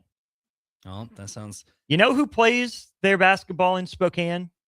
Maybe, was it? Isn't Gonzaga? Gonzaga. You know who's listed as the 3 seed? Is it Gonzaga? It's Gonzaga. Sounds like a home cooking for the Zags. Well, Houston lost on their home court too. Dang it! Who would they have? Nebraska. Who's the 11th 11th seed? Nebraska would be. Nebraska would be facing a play-in winner of course, Randy Bennett's Arizona State Sun Devils, or longtime ACC Big Ten Challenge foil Clemson. They always played Clemson or Boston College every dang time. One time they did play NC State. It was like was it like 3 overtimes that one year? Do you remember this? It was 4 overtimes. Oh yeah, just hit a free throw and you win that game. A single solitary blessed free throw. It's the Big Ten ACC Challenge showdown. Core memories unlocked here at 4:00 on a Thursday. Just how I'd love to spend it here with Austin. Boise State, according to the bracketology, is not in the field on my first scan through here from Joe Lenardi, coming out of the Mountain West Conference. I'm doing one last scroll through. Control F and search Boise. Yeah, I probably should have, but I'm already back up at the top. I did not see Boise State projected in Joe Lenardi's field. But a solid team. They've won. They win 20 games. They should be a solid team. And the Mountain West it's a fun conference. And it's gonna be changing too. They obviously added Grand Canyon. They're losing a couple schools to the Pac-12, the newly invented Pac-12. So should be a fun one. That game will take place. It'll be Sunday, November 15th is when that game's going to happen up there at the Pentagon. He's Nick Wyman. I'm Austin Orman. We're going to take our final break of the hour. When you come back with us for hour 2, Kevin Myers Cork and Bottle will be here. Graduation is this weekend in case you need a last-minute gift. Mother's Day is this weekend. Don't forget, guys, okay, if you're in panic mode, there's your reminder. Can't say I didn't warn you. Kevin Meyer with Thirsty Thursday with us on the ticket after this. Seems like just the other day, I was building my first house. I've seen many changes to our building market in Lincoln. It's been a fun road. Bob Benish is the founder and president of Aspen Builders, online at aspenbuildersinc.com. You know, we hear this a lot where I don't want to live in a cookie cutter home. Well, let's come up with some answers on what we're going to build, where we're going to build it, and what it's going to cost. One thing that we started doing early on was we started building neighborhoods. I'm a firm believer in character in your street and in your neighborhood. I like choice. I like variation. I like maybe something a little bit different in a neighborhood that you don't see in every neighborhood. I think it's great to have choices, its uniqueness, and I think that's what gives a neighborhood character. And I think that's what we've done over the years. Make your dream home a reality and call Aspen Builders at 423-6811. Online at aspenbuildersinc.com. Your home is waiting at Aspen Builders. Hi, everyone. Kendall Warnock, A1 Automotive in downtown Lincoln. Spring is here. Summer is fast approaching. With weddings, vacations, and weekend getaways on your mind, do not let car issues prevent you from getting where you need to be. Car problems shouldn't be something that you put up with. Let us get you back on the road in comfort and safety. We diagnose all makes and models from Porsches to Hondas, Toyotas, and Chevrolets. We fix a variety of issues with all of them with our talented techs and our experienced staff. A1 Automotive at 11th and L, downtown Lincoln, always honest answers. Hey, this is Jay Foreman, the host of Old School, 3 to 6 p.m. here at 93.7 The Ticket. And one of my favorite things to do is come down and meet all the fans before and after as they cheer on our beloved Huskers. This message is brought to you by the Downtown Lincoln Association and 93.7 The Ticket. Let's fly. Your next trip starts at Lincoln Airport with American Airlines. Now flying nonstop service to Dallas, Fort Worth, and Chicago. American Airlines connects Lincoln to major hubs and destinations around the globe. Wherever you're headed, LNK gets you there with new nonstop flights on American Airlines. Now boarding. Convenient, fast, and stress-free. Book your next flight at LincolnAirport.com. LNK, make flying easy. Hey there, this is Paul Scheel, owner of High Electric. I want to thank our friends and loyal customers and introduce High Electric to those looking for a new electrician. We've been serving the Lincoln and Omaha area for over 30 years, from design to install, upgrades, and repair. If you are a homeowner or a small business needing some electrical work, call us at 402-466-6606 or check us out at hyelectric.com. We look forward to hearing from you. This is Grant Wister. I played at Nebraska, and after football, I wanted to build something in Nebraska that I was genuinely proud of. Champ Roofing is that. We built the whole company around one idea: do the job right and treat people well. Roof replacements, inspections, gutters, siding, whatever you need, our team is going to show up, communicate with you, and handle it with real care. Nebraska homeowners deserve that. Visit us at champ-roofing.com or call 402-858-7449. Graham Tire presents life's greatest adventures. Okay, buddy, here we go. Just keep your eye on the ball. All right, just swing right through it. Yeah, good job. Way to go. Hey, run it out. Okay. Great road trips start with great service. Graham Tire, your tire store next door, with 5 convenient Lincoln locations, getting you to the places that matter most. Want to make the easy call? Call John Henry's. From leaky pipes to a broken AC, flickering lights to furnace fights, even drains and duct cleaning, we've got it handled. Plumbing, heating, air, and electrical, all under one trusted roof. Proudly serving homes across Lincoln, Omaha, and surrounding areas, and ready 24/7. Visit calljh.com or call John Henry's. 435-5555. John Henry's Plumbing, Heating and Air. And electrical. John just tried Renza's new Jammin' Bacon Cheeseburger with its sweet heat bacon jam, pepper jack cheese, bacon, and cream cheese. Whoa, this burger's like totally What? you know, boom, boom, boom, boom. Not sure I'm getting it. It's totally jammin'. Ah, I see. Well, don't jam with your mouth full. Try the Jammin' Bacon Cheeseburger. Because from the way we make it to the way it makes you feel, Renza makes it all better. Spring sports are here and it's time to upgrade your equipment. But don't go rushing to your big box store. Play It Again Sports is your place to go for all spring sports equipment for baseball, softball, golf, and disc golf. Play It Again Sports has quality, slightly to gently used equipment, and 50% of their inventory is actually new equipment. And don't forget, buying from them is a great way to get new products with great discounts by also bringing in your used items for store credit or cash on the spot. Play It Again Sports at 48th and Vine. Why wait until Friday to start your weekend? Go ahead, start right now. You're thirsty now, and 93.7 The Ticket is here to help you stock up. Just in time for the weekend when I like to hit the clubs. Time to broaden your horizons and try some new wine and beer. It's Thirsty Thursday with Kevin Meyer from Meyer's Cork and Bottle.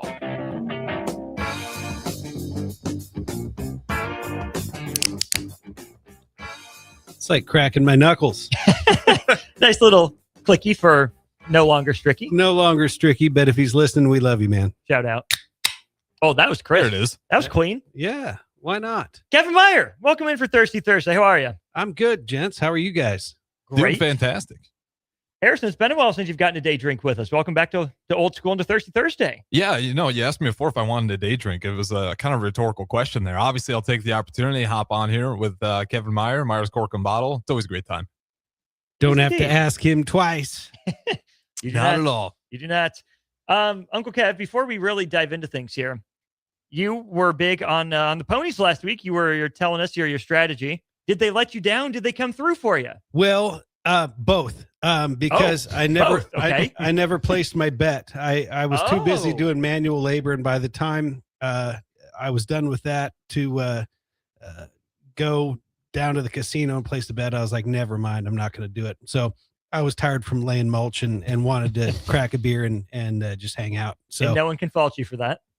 So yeah, I had the 2 and the 4. I did not have the 1 and the 3 horses. So obviously the 4 doesn't pay anyway, so it wouldn't have worked out.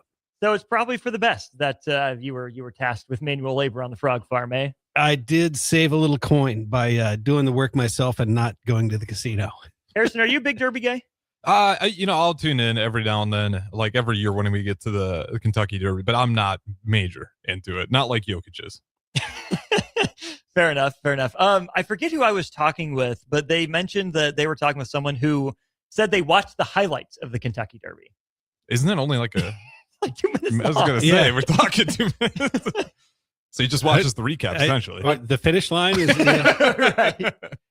I do like the replays when they'll highlight a particular horse and the path that they took and how much they had to sort of overcome and squeak through and get around. And it's really compelling to watch. And you could watch it probably 10 times and highlight a different horse and watch their path.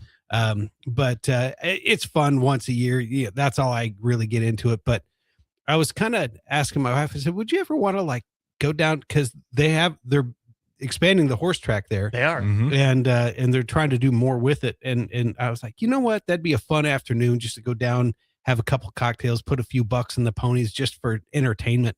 And she was amenable, shall we say. So Okay. We'll see if it ever happens. Yeah, we got a flyer in the mail about family weekend and whatever. And my wife's like, oh, I didn't know this was a thing. I didn't either. I haven't thought of the horse race world as necessarily the clientele that I've been associated with before, but I'm sure they're good enough people. My mom used to take us to the ponies at Exarban.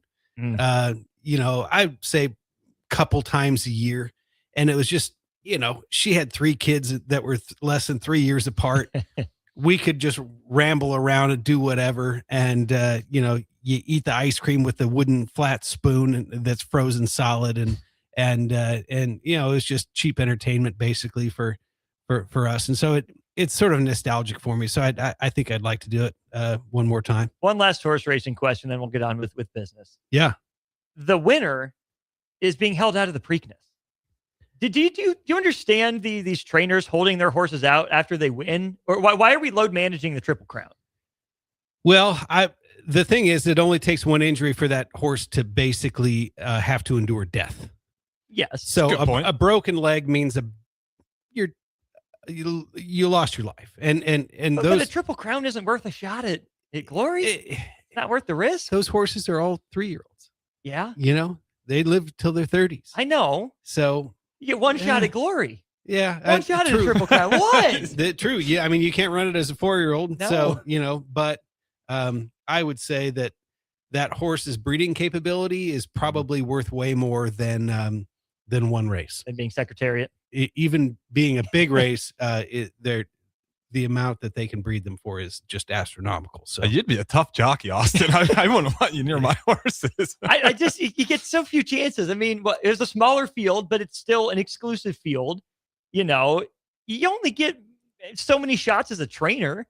Again, I'm not trying to be like pro animal cruelty here or anything. Like, I understand it's a business and the investment per horse. You're right, Kevin. That's a great point. But it's a Triple Crown. It's the biggest thing in your sport. And here's the thing. It was the first female trainer to win it. Right. And you're pulling your horse? Female trainer and owner. Yeah, that's what I meant. Yeah. Yeah. And you're pulling the horse? You already made history once. Then, yeah, that's it. That's where we're starting. It's like if what Nebraska would have lost to Vanderbilt saying, we won our tournament game and we're going home. If say the Huskers are in a national championship game and I'm a starting linebacker and I've got a little tweak in my knee. Am I going to sit out? No, I'm going to play until I can't play, or I'm a liability instead of an asset. But I think here's with the horse comparison. racing, it's different. You get a first round bye. You're one of the top 8 teams or whatever. You get a home game, right? And you're playing 3 games to win the national championship. I'm saying in the national championship game. Well, see, I think the better one is, okay, you're in the Elite Eight, such as it were. Gotcha. 3-3 to go. You play the first game, you win it. Oh, I'm worried about my NFL career all of a sudden, so I'm going to not play in the semis and the championship. Well, the difference is if you blow out your knee, they don't have to shoot you. that is a notable difference. You raise a good point. What are we drinking first here? I'm going to guess we're going with the wine. That's a great question. I think we probably should go with the wine. So, little bit of a Mother's Day theme here. After all, you are the reason why she drinks. And so what you should do is get Mom a nice bottle of wine from Myers and just let her know that she deserves to pamper herself and have a good meal and have something special. This is a wine called Martin Ray, and they make several different Cabernets, but this is their Napa Valley Cabernet. And these are on the shelf for $30, which is unheard of for a Napa cab these days. It's an expensive place to do business. It's the king of wine for the United States.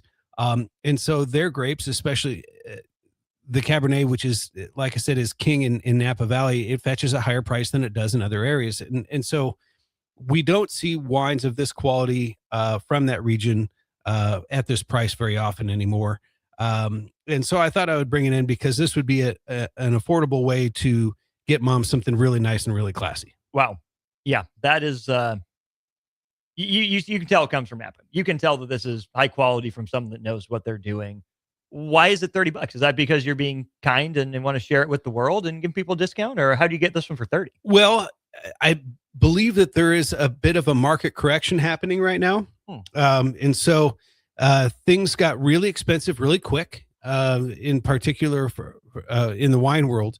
And I think the younger generation is just having an affordability issue. So those 20 to 25-year-olds or 21 to 25-year-olds, I should say, that might have sort of started to dabble in trying wine and learning about wine and things like that are kind of avoiding it because they can't really approach it financially just with how expensive life is. And so I think what's happening, we're seeing a bit of a market correction where the wineries are doing everything they can to get these wine in people's hands. And so we're starting to see it's more of a buyer's market these days. And so we're able to put this wine on the shelf for $30 and it's just a classic bottle of Cab from Napa. Harrison, what do you think about it? It's smooth. I'm not going to pretend like I know all the vocabulary of describing wine, but I feel like this would run right up my mom's alley. And she's actually coming down tomorrow not tomorrow, but she'll be down here Saturday. What would you pair this wine with if you want to cook a meal? I mean, there's nothing to me that's better than Cab in a slab. So a really good cut of beef and a really good Cabernet. My favorite is a nice center cut tenderloin, marbled. What I like to do is I'll tie just a piece of cotton string around the middle so it holds its shape, and then get a nice hot sear on both ends. I even like to do the cross grill, so you let it cross hatchet at 45s. Cross hatchet at 45s, flip it, do the same thing, so you get the nice crust on the outside, but nice and pink, even light red in the middle. And then we've been doing we're having a bumper asparagus crop at the Frog Farm, so we've been doing a lot of grilled asparagus. You could even chop up a little bit of bacon with that.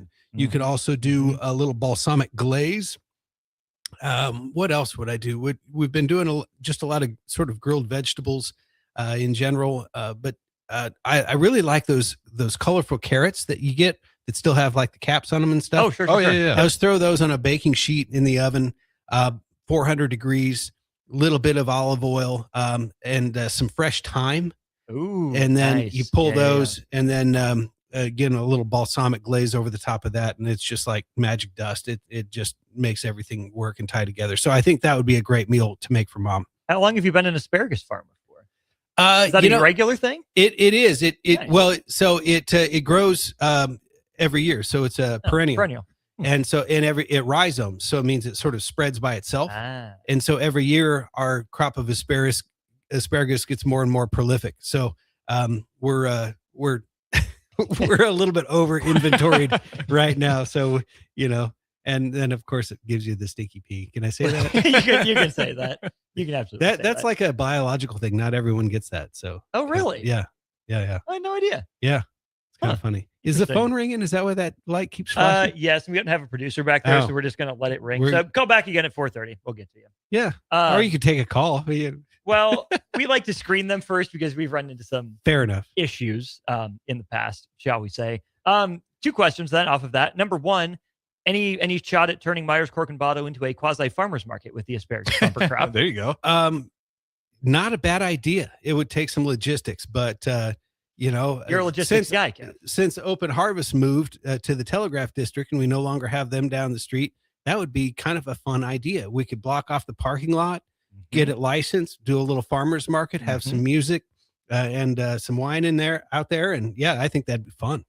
Well, how much are you growing back there? You said you got your asparagus. How big is this operation? I actually have 5 raised beds. And so there's beets, there's asparagus, there's arugula. My wife does most of the work. I need to caveat. She just makes you do all the hard manual stuff for 200 straight feet and the No, she works right along with me. My wife nice. can outwork pretty much any man I've ever worked with. So her stamina is unbelievable. And she's really strong. So, so we're going to have, I think, 8 different varieties of heirloom tomatoes. Nice.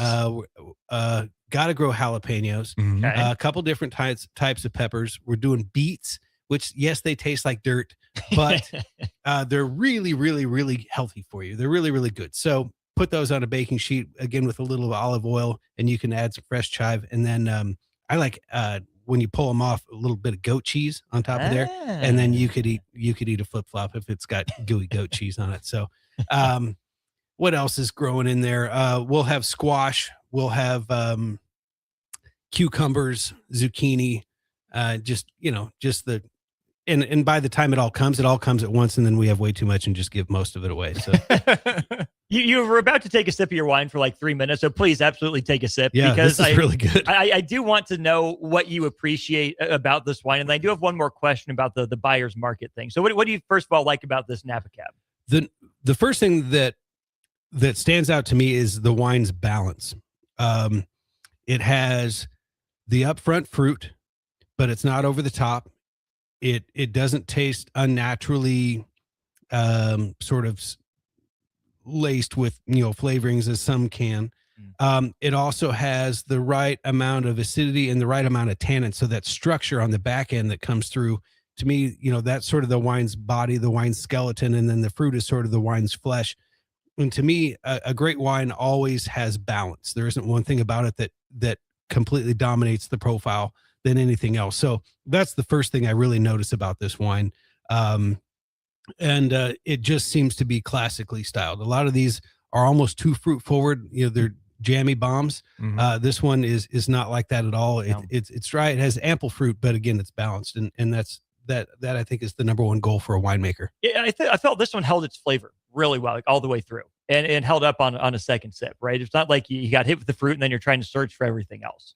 That was just nice and consistent all the way through. Yeah, and a lingering finish. Like those flavors are sort of recirculating on your palate even long after you've consumed it. So really, really nice stuff. And then you mentioned the buyer's market for younger enophiles.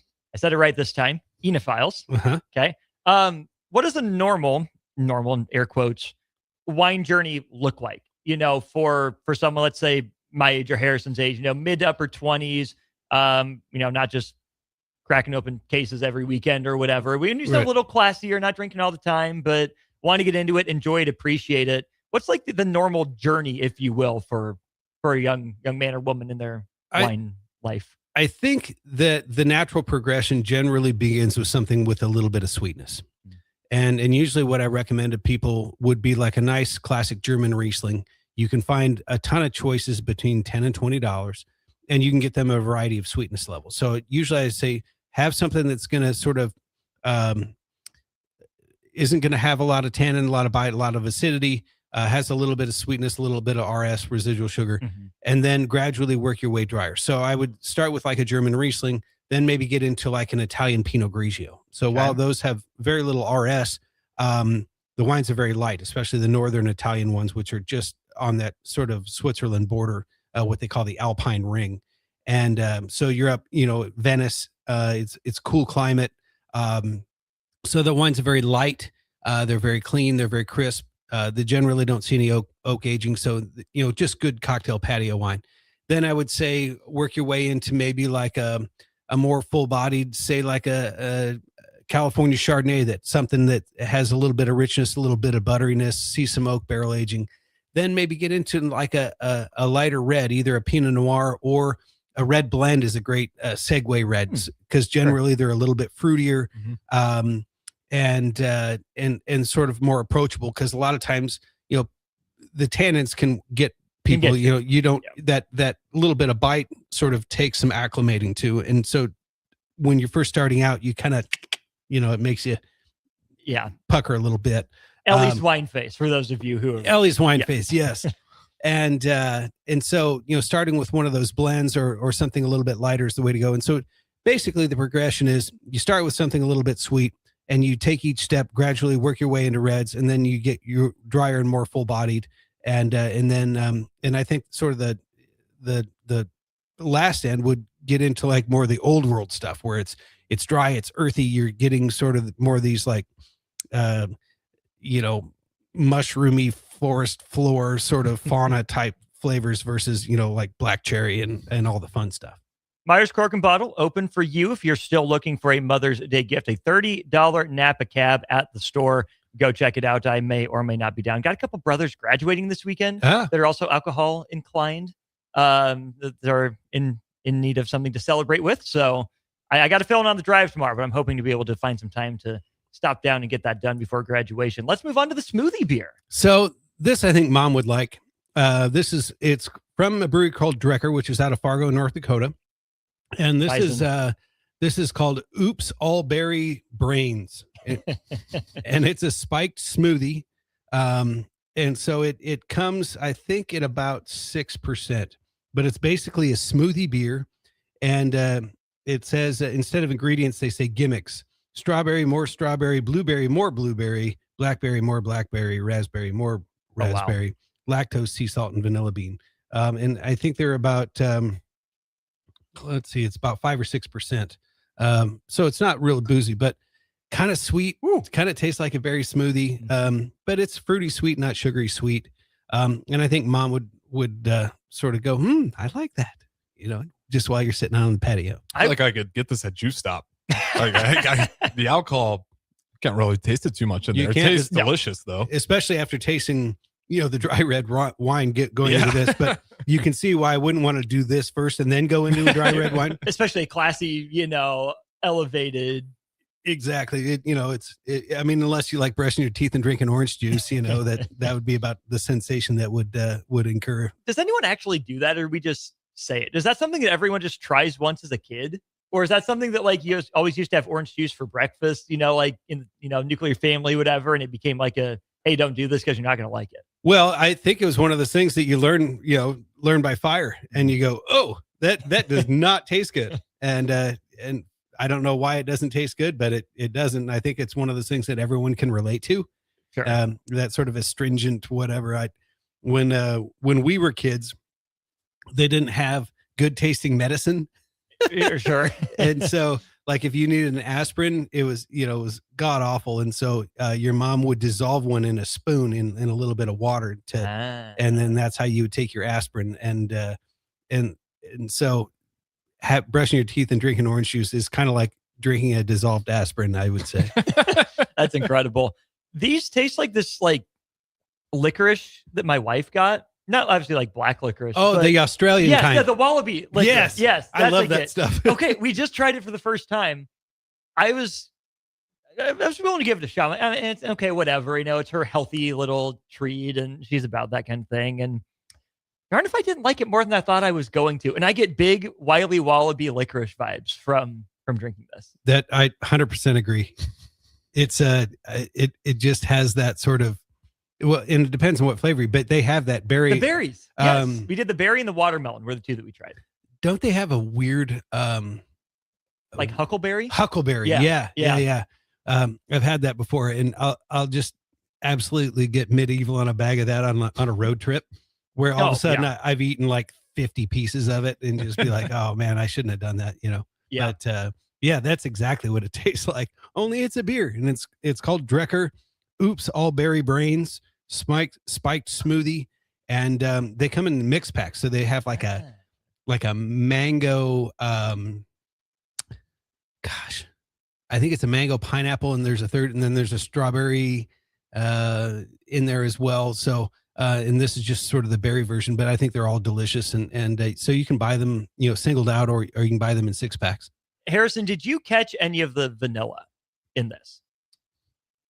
No, I can't read too much vanilla. No. Okay, I did at the very end. It gave it some of that like smoothness, for lack of a better word. I caught it at the very back. Not there in like the main profile up front, but I catch it. It finishes so different, like it's a smoothie. Like it softens it. That's interesting. Because I mean, it's actually in there. It says it in the ingredients, or what they call the gimmicks.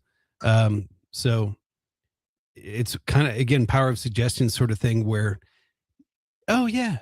I can kind of, yeah, it's there. I see what you're saying. Yeah, man. There it is. Cool. You're right.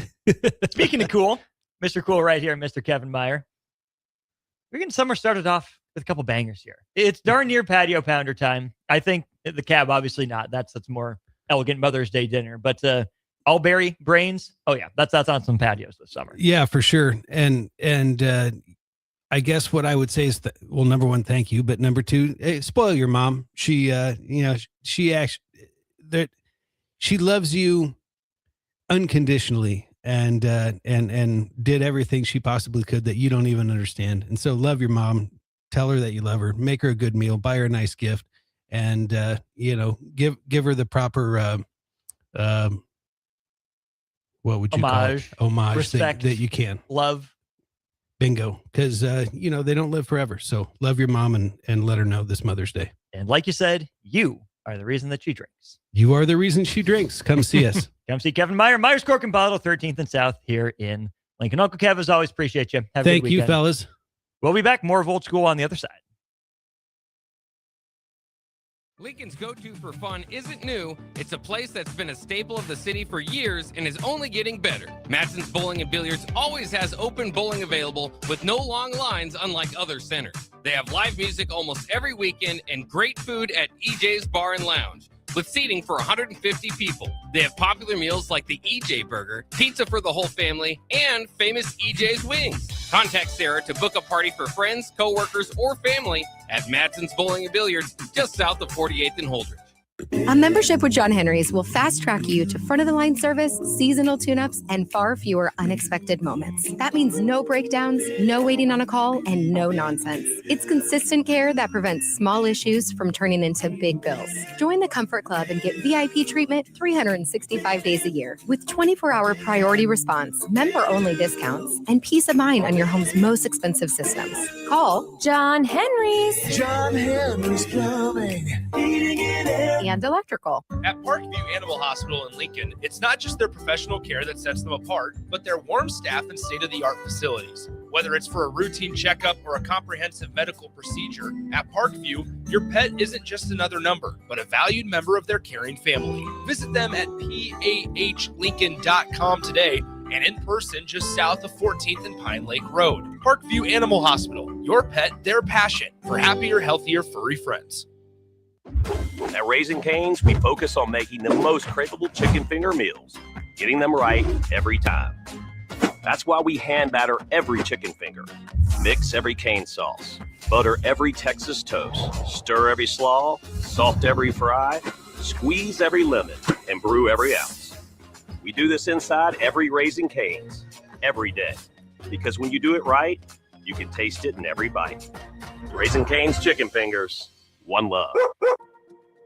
At DWE Generations, having a plan matters, especially when it comes to protecting what's most important. They work with individuals, families, and business owners to help make smart financial decisions that support life today and set the foundation for generations.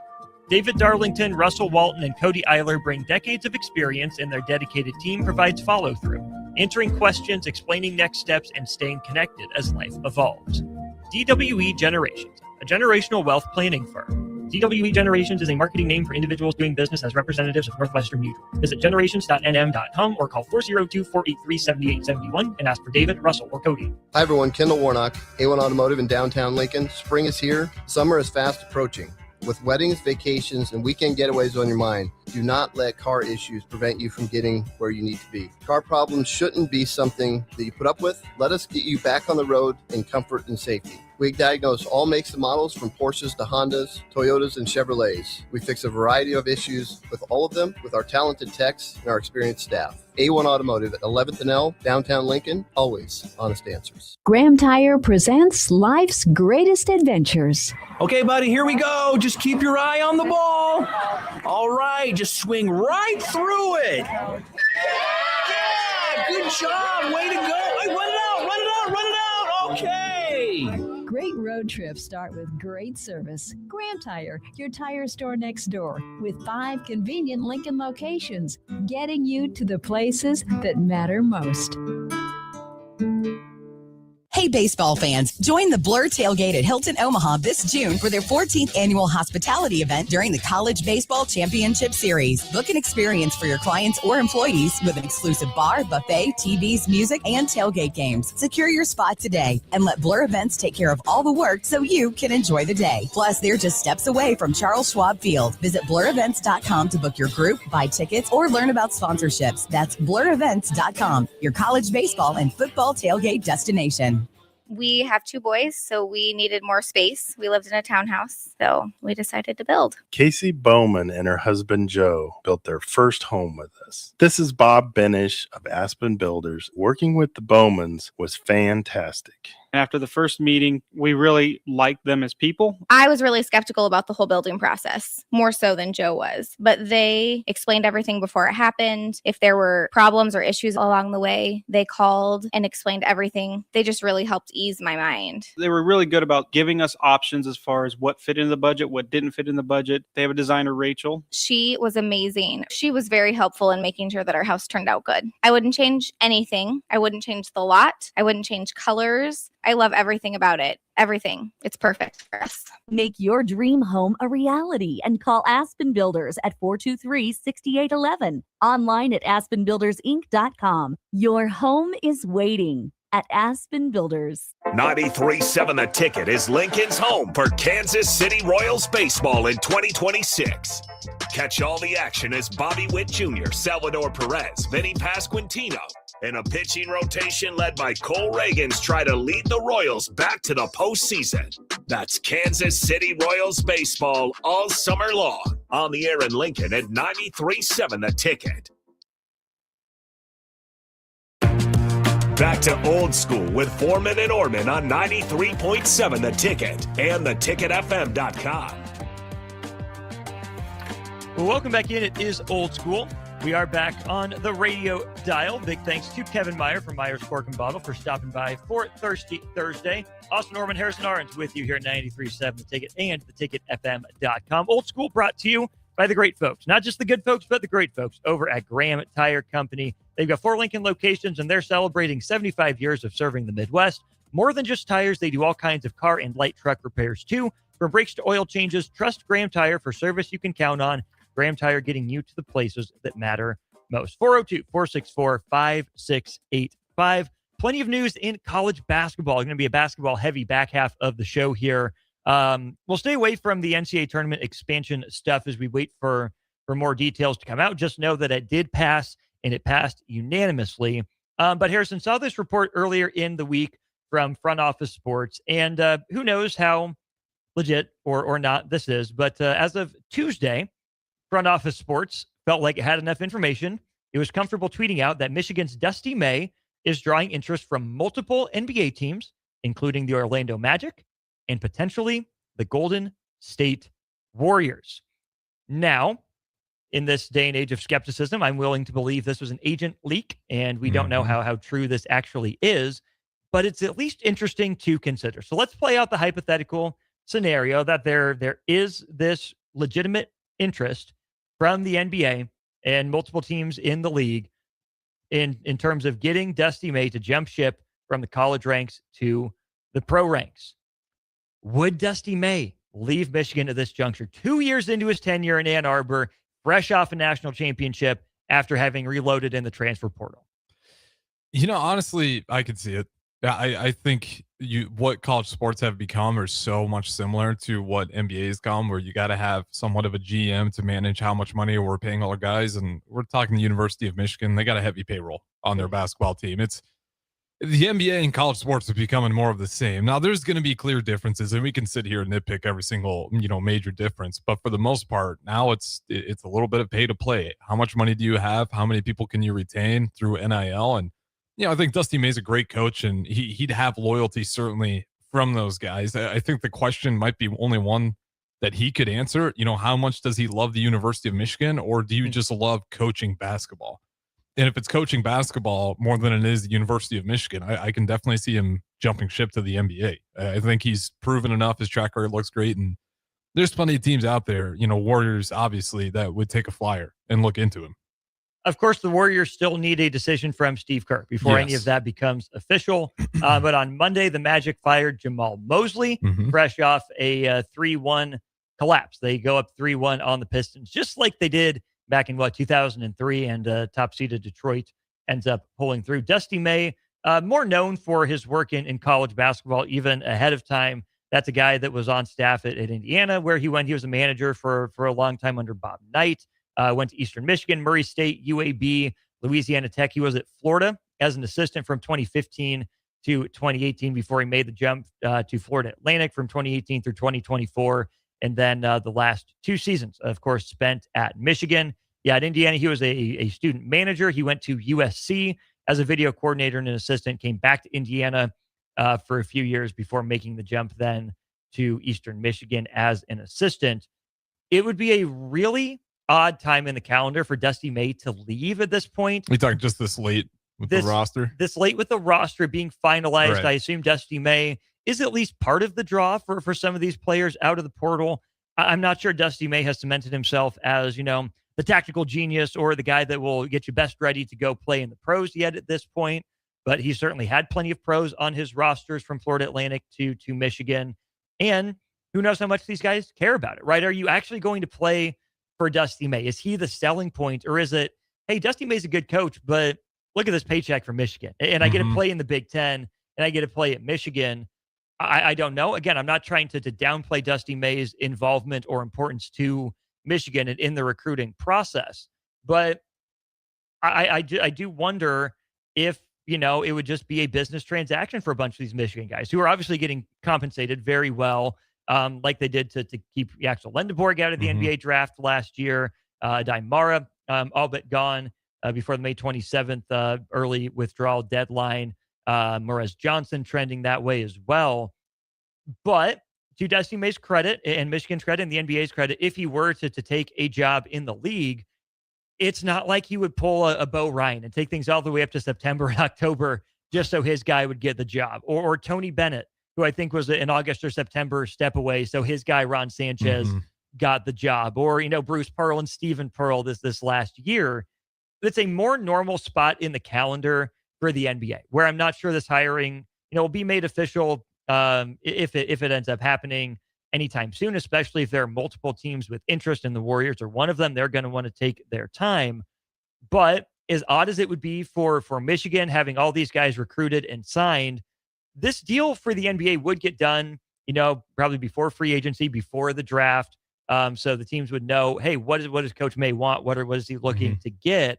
So as funky as it would be for college basketball, it would fit right in with the NBA. And it's a good sign that, for as much as we crap on the NBA and, ratings this and terrible product that, it's still the predominant basketball league in the world, even more so than college basketball. And whatever the NBA says with its calendar is going to dictate how college reacts and not in vice versa. Yeah, 100%. And, with the NBA's popularity, we can talk about it is because of the streams. It's certainly growing a lot overseas. Those numbers are absolutely huge. And, when you look at the NBA and the interest, like the calendar stuff, I'm just not surprised anymore when these coaches decide to dip. When we're talking college athletics, I mean, with that whole rigmarole with Lane Kiffin, I know it's just another college football team that he was coaching. Like we see that the timeline, it's not always what's best for that sport. It's what's best for that coach. That's when that coach is going to act on that timeline. Yeah. So I don't even pay a whole lot of attention to that. And what I look at more for the NBA and why I think there might be a lot of interest for a guy like Dusty May is, we've kind of gone through an era of the Doc Rivers, Tibbs, all these coaches that have been around, and you're sitting there and you're looking at guys like Billy Donovan, if you want to hire with the Ingo like Stackhouse, Scott's, like you have all these coaches that have been hovering in the mix forever. And I think some of these teams are just looking to maybe go a different direction instead of pulling from that same pile that all these other NBA teams. Because the game's evolved so much, I wonder if that's some of the reason why maybe it's not just the Warriors, if that's a true statement that there's multiple teams interested. I just think we've seen a lot of these NBA coaches have been through this cycle, and we've kind of hit an era where some of these guys are getting older, and we're going to start seeing some of these younger coaches get pulled from college basketball. Let's take the Dusty May angle first, and then we'll take the NBA team's angle after this. If you're Dusty May, is it worth it to you to leave at the height of your success? You can't get any higher than this. You go essentially wire to wire as the best team in college basketball. I know Michigan wasn't the overall number 1 seed, but they were the top Ken Palmet and Bart Torvik and Evan Mia for a long time. And they were the title favorite in a lot of ways going in, even though Duke was the number 1 overall seed by virtue of having knocked off Michigan in that February non-con game. But you won a title. Your stock is still ascending. You did what you did at Florida Atlantic. You parlayed it into success at Michigan. You have the Indiana thing, which still carries some weight in some ways, just in the basketball world. Is it worth it to you to leave now? Or do you think, to go to the NBA and say, hey, if I'm ever going to take the shot, I may as well do it now. I know I got this college thing down. If it doesn't work for me, I'll get hired in a heartbeat back in college and I'll be back in my comfort zone. Or is this the opportunity that you say, not sold on the Magic? I know Florida seems like it would be fun, and I'm familiar in that area with my ties to Florida and FAU. But I haven't spent time in the NBA, and I know that's going to be a big jump. And, I really think that I can cement myself as the face of college basketball moving forward. Do I really want to go join the Warriors if they're another team with interest in me? The end of a fading dynasty. What are they going to do to compete? How much patience am I going to get from that front office if things don't look good here in the late stages of the Steph Curry, Draymond Green era, which Draymond, woof, brother. We'll get into it. We certainly will. Yeesh. If you're Dusty May, what do you do? Where's your heart taking you? What's your head telling you? Who's calling? Because I think that's really what matters. Let's take it. Orlando calls, Golden State calls, mystery NBA team calls, but Michigan gets the final word. Okay. I mean, if it's Orlando calling me and I'm Dusty May, I like jumping. I think if you're a coach and you're going into the NBA and you hit that level and you need experience, I would much rather have a young team with me. I don't want to go into the room where Steve Kerr, the Hall of Fame coach, was the previous head coach, and I got to tell a guy like Steph Curry, hey, this is how we're going to do things here. He might be a great, team player, and he might be willing to listen, but I think if you have a young group of players and like, okay, Banchero's my guy, I like the odds of that team buying into my system a lot more than walking into the Warriors room, or even if they do buy in, if it happens that way and Steve Kerr is no longer coaching, I mean, that's the shadow that you're going to be competing with the entire time. So I just think it's a lot easier if you're able to walk into a Magic's room where you got a bunch of young talent, young players that are also new to the NBA that they can build around with you, as opposed to you trying to fit in with a group that's won championships already. Like, that's the way I would look at it if I'm Dusty May. It's much more important of like, okay, which team is calling me? If I'm going to make this move, ideally for me, it's a younger team who they can build around me while they're still kind of in their younger parts of their careers, as opposed to trying to replace a Hall of Fame coach in Steve Kerr. Let's say that, Orlando then is looking around. Dusty May has ties to Florida. You're obviously interested in him already. There's another guy that an NBA team is interested in just down the block from you at Florida, Todd Golden. If you're Orlando, are you calling Todd Golden? If you're Todd Golden, are you even answering that call, or are you only talking to Golden State? And if you're Golden State and you want to go to the college ranks, if Steve Kerr tells you no, which guy would you prefer if you're Golden State, Dusty May or Todd Golden? Give me Dusty May. I think I'm not super hard pressed. I wouldn't be throwing my hands up if it went one way or the other, but give me the guy, Dusty May, who won it. I mean, I'm just going to go with success. Nothing against Golden won it 2 years ago. He did win it 2 years ago, but with the most recent success is what I mean. But I mean, you could throw a good argument going either way. When you look at Florida, you would think NIL wise, they're both pretty close. Maybe Michigan a little bit more than Florida.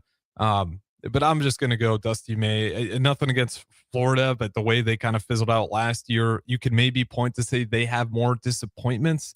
But I think that might even be a strong word to say. Those guys to me are pretty close on the same plane. Like if I'm dipping into the college basketball world, it's those two names. And I feel like I got to go around the room and get an opinion. And it might just be personality traits at that point as to who I'm picking. Yeah, I think that's fair. More likely to jump for the NBA. Dusty May anywhere or Todd Golden specifically to Golden State, I would say probably Todd Golden. He's got a relationship to the Lacob family from his time at San Francisco.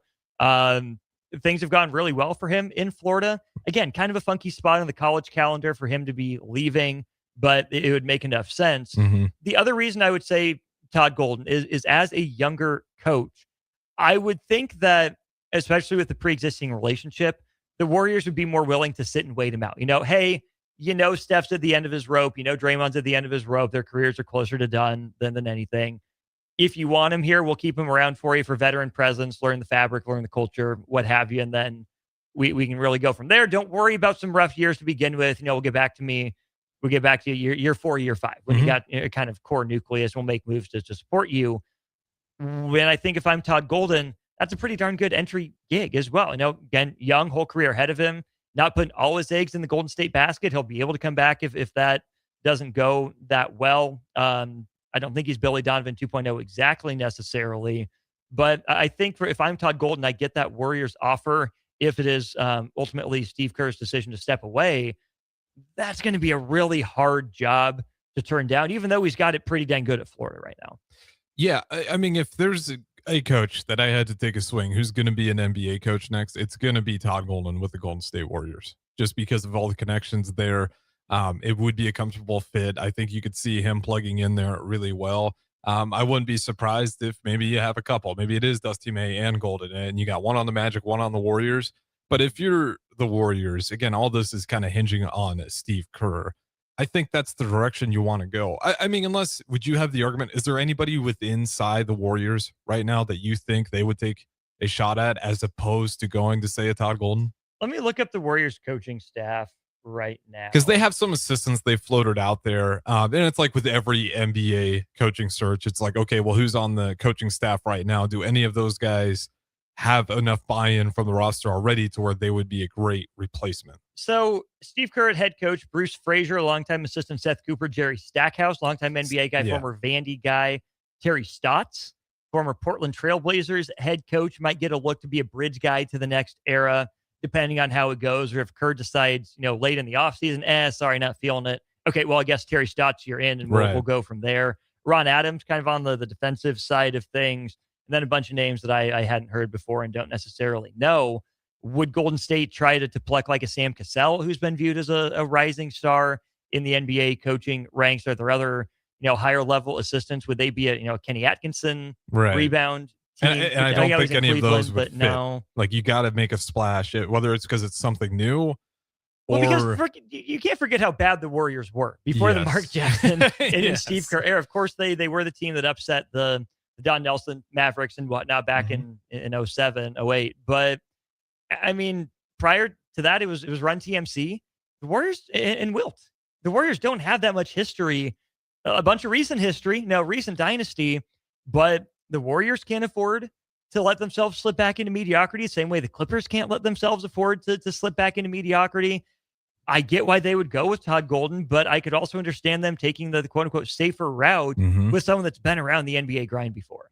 Yeah, and that's the fear of the Warriors, is you're sitting there, towards the tail end of arguably your greatest run ever. And it is. It's towards the end of that arc right there. The biggest thing is just not let it slip. I mean, my Chicago Bulls are the greatest example of, like, you can be great, you can lose it really quickly and become completely irrelevant, and there's no guarantee when you become relevant again. So for the Golden State Warriors, you have a fan base that I couldn't tell you what Steph Curry's jerseys are, but they're still selling just at elite levels, and he's always towards the top. You have immense fandom with the Golden State Warriors. You have to have a coach that's convincing, not only to you, but to your fan base. And if you want to go the safer route, Steph Curry was the #1 selling jersey this year. This was posted by the NBA's official account back in April for 25-26. Quick side note: will that make him the face of the league in 26? No, I still don't think so. Okay, fair enough. That's a whole another segment. That's an entire conversation in itself. But yeah, when you're talking about the Golden State Warriors, I'd almost be tempted to go a little bit the safer route, just for the sake of, if I bring in a Todd Golden in it, Golden's the only one that I feel a little bit better about if I'm going the younger coaching route. And I want to bring somebody new in there. If it's not Golden, I might bring in Stotts for a year, 2 years, like try to figure out something to where I'm going to put you guys on short-term deals until you really show me something, or I see the fish that I actually want. Because I'll be honest, if it's not Golden, or if there's not a lot of coaches that I just think great fit for Golden State, go get them. I think it's a lot of kind of I'm not super convinced on anybody, so give me some short year deals, and I'll wait for that big fish. And maybe it is Todd and Golden if I can bring in there. That's probably where I'd start. He's Harrison Arns. I'm Austin Norman. We will take our final break of hour 2. Be back to wrap it up. Full basketball hour ahead in hour 3 as well. In case you missed it, Nebraska basketball playing Boise State at the Sanford Pentagon. That's the news out of Husker Hoops. That'll be on November 15th. We'll be back with more basketball chatter next on The Ticket. You're listening to Old School with Jay Foreman and Austin Orman. Download the mobile app and listen wherever you are on 93.7 The Ticket and theticketfm.com. Spring is here, and it's time to wake up Judson. Judson Irrigation is eager and ready to get your sprinkler system up and running for the season. Judson's technicians will check for winter damage, adjust your sprinkler heads, and show you how to set your controller for effective sprinkling coverage. The Judson Irrigation team is here for you. Stay safe. Keep summer green. Call Judson Irrigation 402-420-6277 or judsonirrigation.com. At Planet Fitness, we know how important it is to take care of both your mind and body. That's why now through May 15th, all new members get free massage amenities all month long, so you can reset, recover, and leave feeling stronger than when you came in. Join the club for just $1 down, $15 a month, and get free massage amenities for the month of May. No commitment. Deal ends May 15th. Planet Fitness. We're all strong on this planet. See club for details. 3, 2, 1. The drop is live. Screens freeze everywhere, except yours. You've been training for this moment. And with Allo Fiber's zero-lag precision, you strike first. No lag, no limits, just speed. Can your internet provider do that? Stay ahead of every drop. Visit allofiber.com/all-in. Graham Tire presents life's greatest adventures. Okay, take the worm, put it on the hook. Now bring your pole back and throw it forward. And just let the fish come to you. I got a bite! It's a big one, Dad! Great road trips start with great service. Graham Tire, your tire store next door, with 5 convenient Lincoln locations, getting you to the places that matter most. Turn comfort into savings with peak rewards from LES. Enroll your smart thermostat to earn $25 while helping balance energy use with small short-term adjustments that benefit the whole community. Learn more at les.com/peak rewards. At Parkview Animal Hospital in Lincoln, it's not just their professional care that sets them apart, but their warm staff and state-of-the-art facilities. Whether it's for a routine checkup or a comprehensive medical procedure, at Parkview, your pet isn't just another number, but a valued member of their caring family. Visit them at PAHLincoln.com today and in person just south of 14th and Pine Lake Road. Parkview Animal Hospital, your pet, their passion for happier, healthier, furry friends. 93.7 The Ticket, Fox, KFXL weather. Brought to you by Bryant Air Conditioning, Heating, Electrical, and Plumbing. Your Lincoln forecast for today, we'll see lots of sunshine. It'll be breezy and warmer. The afternoon high near 74. Tonight, increasing cloud cover, light winds, the low around 48. And tomorrow, we'll see partly sunny skies throughout the day. The light breeze, the high near 77. I'm meteorologist Kyle Fletcher for 93.7 The Ticket and theticketfm.com. Select Plumbing and Utility has been serving Lincoln and the surrounding area for 14 years, and they're not slowing down. Select Plumbing and Utility handles all your plumbing needs from faucets and water heaters to full renovations, and they can even help with your heating and cooling needs. They're also Lincoln's underground experts, repairing and replacing broken underground water and sewer lines since day one. Contact Select Plumbing and Utility today at 402-560-6197, assuring excellence in every situation, opportunity, and challenge. That's 402-560-6197. If you're seeking a career with a growing company, Gaina Trucking and Excavating is hiring and looking for additions to their team. Gaina Trucking has a strong team culture, competitive pay, 401ks, and benefits like health, dental, and vision. Drivers are guaranteed 40 hours per week, even in the winter months, and are home every night. Start your career today at Gaina Trucking and Excavating. Apply today at GainaTrucking.com.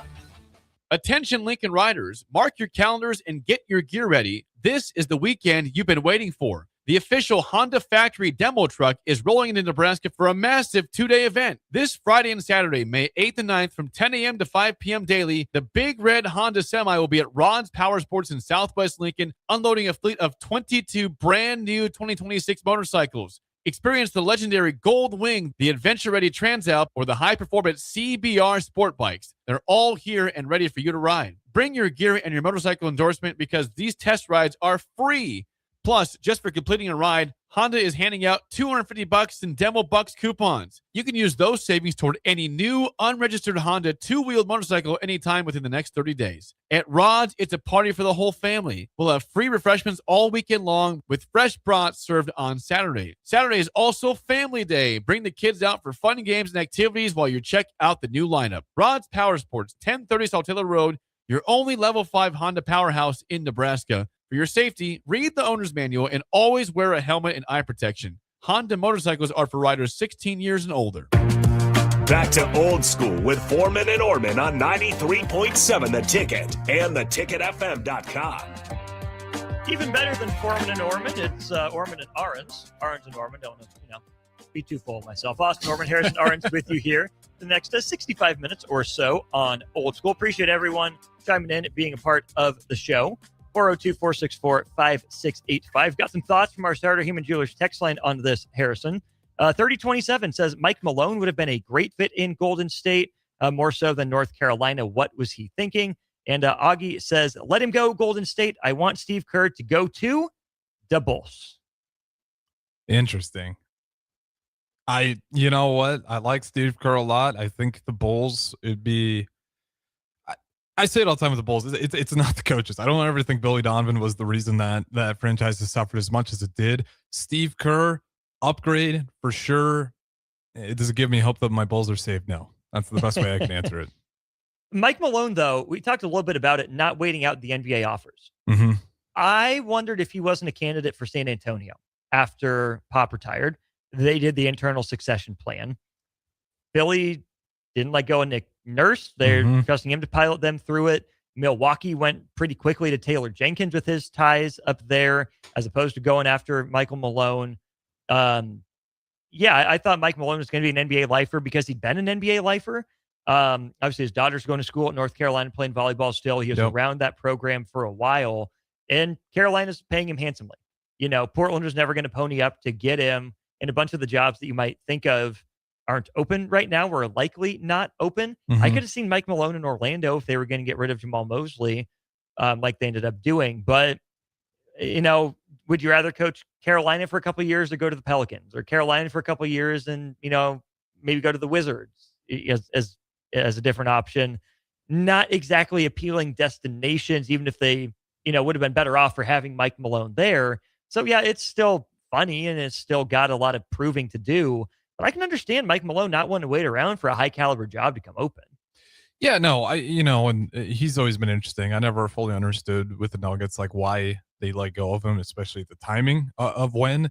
I figured that he would be a name that got picked up pretty quickly, but I think he was kind of holding off for obvious reasons. And listen, North Carolina, you said his daughter was playing volleyball down there. I mean, that's just, why wouldn't you take that at one of the most iconic blue bloods there is and just kind of hang out? And sure, you can coach the Wizards and deal with Anthony Davis when he's healthy. Like, it's just the situations that are available, unless it's a really good spot, like I'm good with him making his decision. Like if I was him, it makes total sense. No, I absolutely agree. Would have liked Mike Malone to have stayed in the NBA. Really hoping for a train wreck in Chapel Hill. We'll see how lucky I get on. I think on he'll that be front. back eventually. I do think he eventually, like, he'll be back coaching in the NBA. Yeah, I don't think he lasts his entire Carolina contract. That's right. We've talked about this before. Yeah. You were a little bit more pessimistic than I was. There's an NBA team buying him out, I think. Oh, that's right. Because you think he has success to a degree. Enough to stick around. And then an NBA team's like, we'll put in the money. It's okay. time. And his daughter's graduated and, he runs into the college politics and headaches. And it's like, nope, NBA for me. I can see that. Yes. We'll keep talking some basketball, college and NBA. Meant to get to this yesterday, ran out of time. Some NBA hypotheticals. Who would you rather have for the next 3 to 5 years? Got some fun comparison games to run past my co-host. He's Harrison. I'm Austin. This is Old School. Thanks to Graham Tire. We'll be back with more. You're listening to Old School with Jay Foreman and Austin Orman. Download the mobile app and listen wherever you are on 93.7 The Ticket and theticketfm.com. This is Lincoln's home for sports talk on the FM dial. Also online at theticketfm.com. On the internet. KNTK FM Firth. 93.7 The Ticket. Graham Tire presents life's greatest adventures. Okay, take the worm, put it on the hook. Now bring your pole back and throw it forward. And just let the fish come to you. I got a bite! It's a big one, Dad! Great road trips start with great service. Graham Tire, your tire store next door, with 5 convenient Lincoln locations, getting you to the places that matter most. If you're seeking a career with a growing company, Gaina Trucking and Excavating is hiring and looking for additions to their team. Gaina Trucking has a strong team culture, competitive pay, 401ks, and benefits like health, dental, and vision. Drivers are guaranteed 40 hours per week, even in the winter months, and are home every night. Start your career today at Gaina Trucking and Excavating. Apply today at GainaTrucking.com. Are you craving the ultimate game day experience? Red Zone Sports Bar and Grill has your front row seat. Dive into delicious wings, juicy burgers, and frosty drinks, all served up with TVs covering every inch of the walls so you'll never miss a play. Stop in for their incredible daily specials like $3 tall boys on Mondays, 5 wings for less than $6 on Wednesdays, and $20 beer buckets on Fridays. Red Zone Sports Bar and Grill right by the Lincoln Airport at 3111 Northwest 12th Street. Are you looking for an exciting new way to put your skills to work? Explore new career options in the fintech industry at Currency, a Sandhills global company. We offer full-time positions in financial sales, compliance, operations, and other fields. We also offer a 4.5-day work week, an attractive benefits package, and opportunities for advancement. Put your motivation to work and grow with us at Currency. Visit gocurrency.com/careers to learn more. Attention Lincoln riders, mark your calendars and get your gear ready. This is the weekend you've been waiting for. The official Honda factory demo truck is rolling into Nebraska for a massive 2-day event. This Friday and Saturday, May 8th and 9th from 10 a.m. to 5 p.m. daily, the big red Honda Semi will be at Rod's Power Sports in Southwest Lincoln, unloading a fleet of 22 brand new 2026 motorcycles. Experience the legendary Gold Wing, the adventure-ready Transalp, or the high-performance CBR sport bikes. They're all here and ready for you to ride. Bring your gear and your motorcycle endorsement because these test rides are free. Plus, just for completing a ride, Honda is handing out $250 in Demo Bucks coupons. You can use those savings toward any new, unregistered Honda 2-wheeled motorcycle anytime within the next 30 days. At Rod's, it's a party for the whole family. We'll have free refreshments all weekend long with fresh brats served on Saturday. Saturday is also Family Day. Bring the kids out for fun games and activities while you check out the new lineup. Rod's Power Sports, 1030 Saltillo Road, your only Level 5 Honda powerhouse in Nebraska. For your safety, read the owner's manual and always wear a helmet and eye protection. Honda motorcycles are for riders 16 years and older. At Cedars, we're here to make sure that kids have the safety and stability that every child deserves, where they're protected and where they feel safe. You make this possible. Today, more than ever, we need your support to be here for kids who have nowhere else to call home. Now through May 28th, make a big impact through Give to Lincoln. Give to Cedars now at givetolincoln.com. 93.7 The Ticket, Fox, KFXL weather. Brought to you by Bryant Air Conditioning, Heating, Electrical, and Plumbing. Your Lincoln forecast for today, we'll see lots of sunshine. It'll be breezy and warmer. The afternoon high near 74. Tonight, increasing cloud cover, light winds, the low around 48. And tomorrow, we'll see partly sunny skies throughout the day. The light breeze, the high near 77.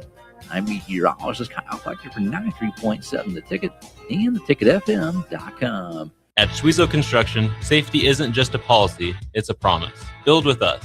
Work safe, go home proud. We're hiring skilled craftsmen, laborers, concrete workers, and steel erectors who value quality work and a team that has your back, on and off the job site. If you're ready to be part of a company where your safety and success come first, visit schwezo.com. That's SCHWISOW.com and apply today. Schwezo Construction, 40 years strong and still building the future.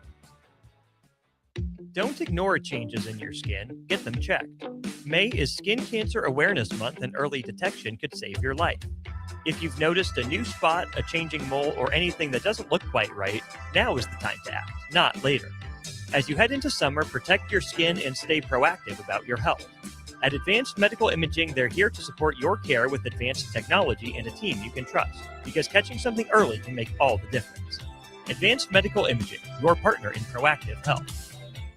Select Plumbing and Utility has been serving Lincoln and the surrounding area for 14 years, and they're not slowing down. Select Plumbing and Utility handles all your plumbing needs, from faucets and water heaters to full renovations, and they can even help with your heating and cooling needs. They're also Lincoln's underground experts, repairing and replacing broken underground water and sewer lines since day one. Contact Select Plumbing and Utility today at 402-560-6197, assuring excellence in every situation, opportunity, and challenge. That's 402-560-6197. Coming at you live from the heart of downtown Lincoln, this is Old School with Foreman and Orman. Nebraska Football Hall of Famer Jay Foreman. Here's Coy Detmer dropping straight back in the pocket. Rifles a pass. It was tipped. It's picked off by Foreman. He's at the 15, 10, 5. He'll score! Foreman got it, and it's touchdown Huskers. Black shirts, answer the call one more time. And Austin Orman. Old School with Foreman and Orman is sponsored by Graham Tire Company of Lincoln, your tire store next door with 4 Lincoln locations. Old School with Foreman and Orman on 93.7 The Ticket and theticketfm.com. Welcome in. It is indeed Old School, hour 3 of the show on a thirsty Thursday. Appreciate Kevin Meyer swinging by for a segment. Appreciate Harrison Arns hanging out now for his second hour of the show. Talking plenty more hoops throughout the rest of the hour. 402-464-5685 if you want to be a part of the show. Gingerbeard Man has the right energy. Malone will get swept by Duke every dang year. You guys probably love talking to each Bring other. it. Bring it. Gingerbeard Man and I, we get along. We Might be find the a only way. Duke fans I've heard from in this region. There are dozens of us. Dozens. Okay. Just because I'm you sure. said dozens, I'll believe you. I'll let that get by. That's the Not proper hundreds, number. not thousands. There are Just dozens Okay. of us. Some of us more public about it than others. But speaking of Duke, they'll feature into this segment because, Harrison, we're just going to play a fun game of Would You Rather. Who would you rather have over the next 3 to 5 years in the National Basketball Association? And, these probably aren't perfect comparisons. They're not meant to be one-to-ones necessarily, but just some interesting kind of thought experiments here. If I asked you, over the next 3 to 5 seasons, would you rather employ Jaylen Brown or Jamal Murray? Who are you taking?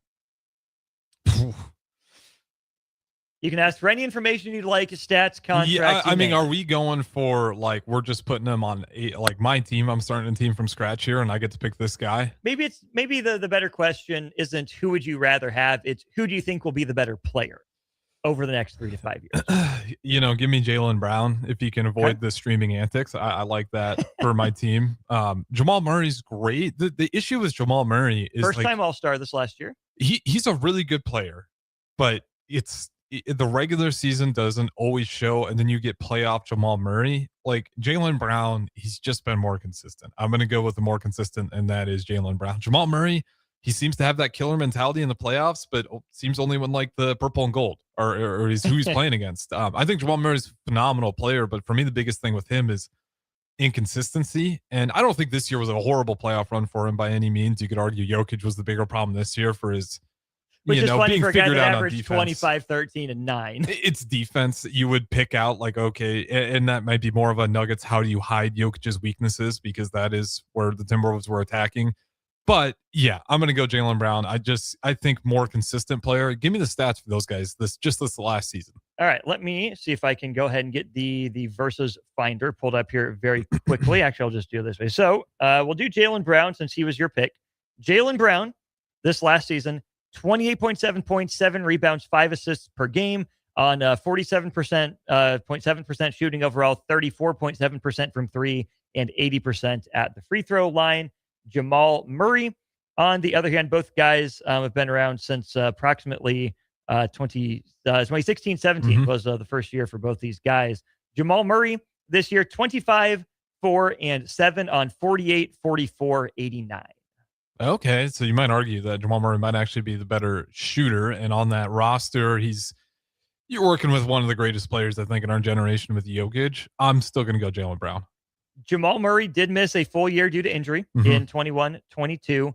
Jaylen Brown, on the other hand, has been very durable. Fewest number of games he's played in a season was 2019-20 when he only played 57 of them. He played 34 minutes per game that year. 2018-19, he came off the bench quite a bit, 74 games, only 25 starts and 26 minutes per game. Jaylen Brown is probably the guy that you think of as the franchise scorer, right? In a different time, in a different life, could he have turned into Anthony Edwards? Maybe, maybe not. I think Jamal Murray fits more places, but I think Jaylen Brown is more capable of being a leading man. I think it's easier to build around Jaylen Brown, whereas it's easier to build with Jamal Murray, if that makes sense. I think Murray has just gotten so comfortable playing second banana behind Jokic. He knows when to pick his spots, knows how to knock down the open jumpers, is good in the pick and roll, is a knockdown shooter. Whereas Jaylen Brown, I think he still views himself as the alpha. And Tatum is consensus better player on that team, a little more versatile, a little more well-rounded, a little better passer, more consistent on that front as well. But Jaylen Brown, I think, still in some ways views himself as the alpha, as the bigger bucket, as the more creative guy. And it's worked for Boston. Obviously, they've been in the playoffs really consistently, late in the Eastern Conference playoffs pretty consistently, with those two making it to a pair of finals and winning one of them. I just think that the Jaylen Brown is probably best suited for a team that needs a leading man. But Jamal Murray, I think, could fit more places across the league. Both big contracts, but obviously Jaylen Brown has the historic one. Jamal Murray just has a big one. Yeah, I mean, we're talking contracts that factors into it, but like for building a roster, like if we're just going for the best player, I'm still going Jaylen Brown. And if we get a better player, he's going to learn how to play second fiddle. With the Boston Celtics, I think you could say he still views himself as that 1A player, not the second fiddle. But that's because Tatum, the better player, I would agree. How much better? I'm not really sure. When you're talking about a guy like Jamal Murray, there's no room for him to think that he's the best player on that roster. So I think you kind of naturally, you just kind of learn how to work with Jokic. And I think if you were to swap those players, I think Jamal Murray with the Celtics, he'd take on a bigger role and maybe think more of a leader on that team. And if Jaylen Brown was over on the Nuggets, I think he'd learn pretty quickly, I'm going to do best if I work off Jokic as opposed to trying to take over. So I think either of those guys in those systems, they come and figure it out. But, you learn to become second fiddle when there's just dominant talent in front of you. And that is what it's going to be. You just kind of understand it. And there's no room to really lie to yourself to say, well, I need to take over. I'm the best player on this team. Okay. Couple more lead guard types. Over the next 3 to 5 years, who's the better player? Donovan Spida Mitchell or Jalen Brunson? Who would you rather have? Who would you hit your wide receiver? Give me Donovan Mitchell. Okay. I like Jalen Brunson. I really do. I like him a lot. I think Donovan Mitchell, just kind of looking what he has for the size defensively, I think he's going to be a little bit better as well. Points per game. That Cavs team, interesting on how they kind of fell apart. And I know they're still in the mix right now, but you're looking at guys like Evan Mobley expecting to take big leaps. I think without Garland, he's adjusting a little bit there. But I still think I'm going to go Donovan Mitchell. I think just because he's been on that Cavs roster a little bit, people are forgetting how great of a player he is. And that's no disrespect to Jalen Brunson. But Donovan Mitchell is a phenomenal talent, and he's got a bunch of those attributes. And if I'm correct, his wingspan's a little bit ridiculous. So he's got some defensive ability that I think would just beat out Brunson. Pretty close, but if I'm going for the overall player, give me not Brunson, give me Mitchell. Donovan Mitchell this last year, for reference, 28 points per game, 4.5 rebounds, 5.7 assists on 48, 36, 87 splits. What'd you say his three was? 38? 36. Okay. 36 and a half. On the flip side of things, Jalen Brunson, there we go, Jalen Brunson, one less year of experience, 26, 3, and 7 on 47, 37, 84. So very comparable shooting numbers overall, playing in much different systems. I do think Jalen Brunson is a little bit more of a finisher on offense. I also think we've seen some pretty incredible moments from Donovan Mitchell. Both smaller guards, both listed at 6'2". Spida Mitchell's actually listed on Sports Reference as being heavier, about 25 pounds bigger than Jalen Brunson. Right. Mitchell listed at 6'2", 215. Brunson listed at 6'2" and 190, which I'm not quite sure I believe necessarily. They're pretty close. The only thing that really separates them is I didn't know Mitchell had that much more weight, but I think it's his arms, if I'm being honest. A little more rocked up. Yeah. Brunson's built a little bit more like a fire plug, whereas Mitchell seems a little more upper body than everything. But Mitchell's certainly the more explosive athlete, I think, between the two of them. I would say a little bit more dynamic with the ball in his hands. Not necessarily, I'm not saying he's better on the ball, but I think got more juice, in terms of pure athleticism.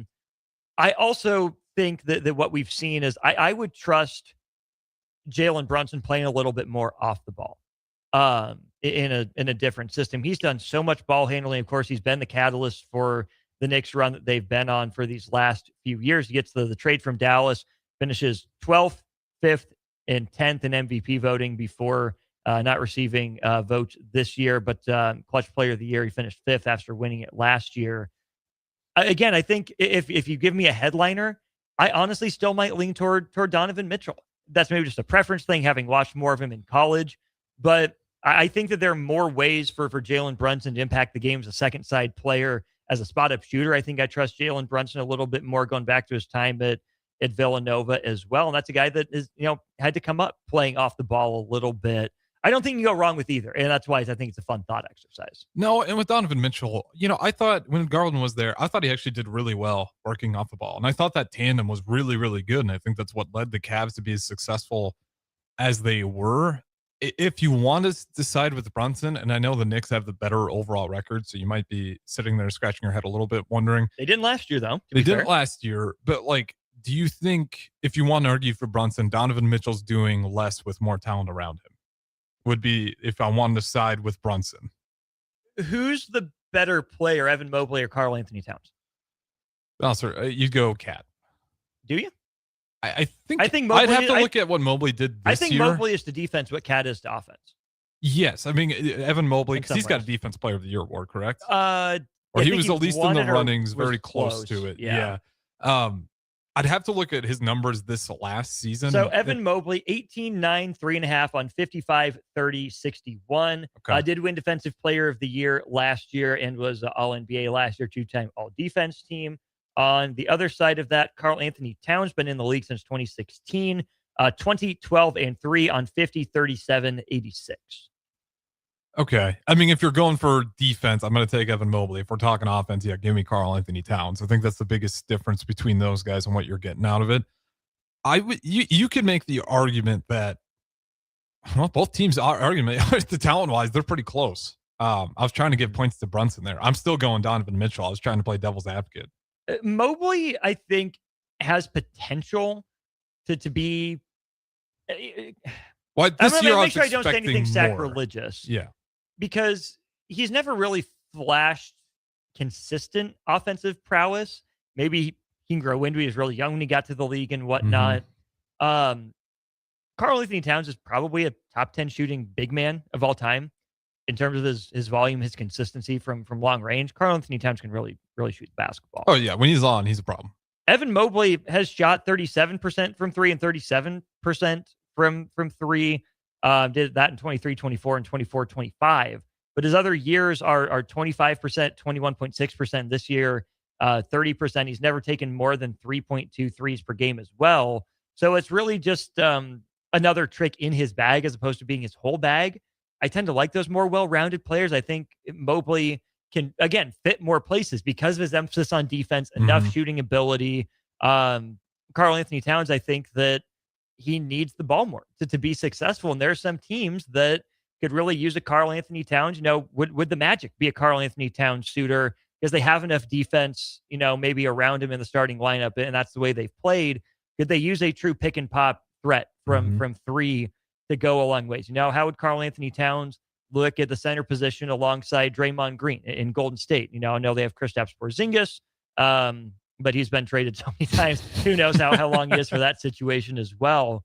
I just think there are probably more ways to succeed with Evan Mobley in the long term, in the long run. Next 3 to 5 years, I think they're comparable players. Obviously, long term, you probably take Evan Mobley because he's younger, but not going to demand as much money either. Probably not. There's a chance that he develops the offense. I think there's a higher chance that Evan Mobley develops offense than there is that Karl Anthony Towns develops defense.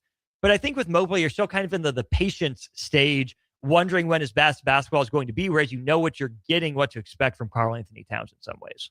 Yeah, the best way, Evan Mobley, like a reverse DeAndre Ayton.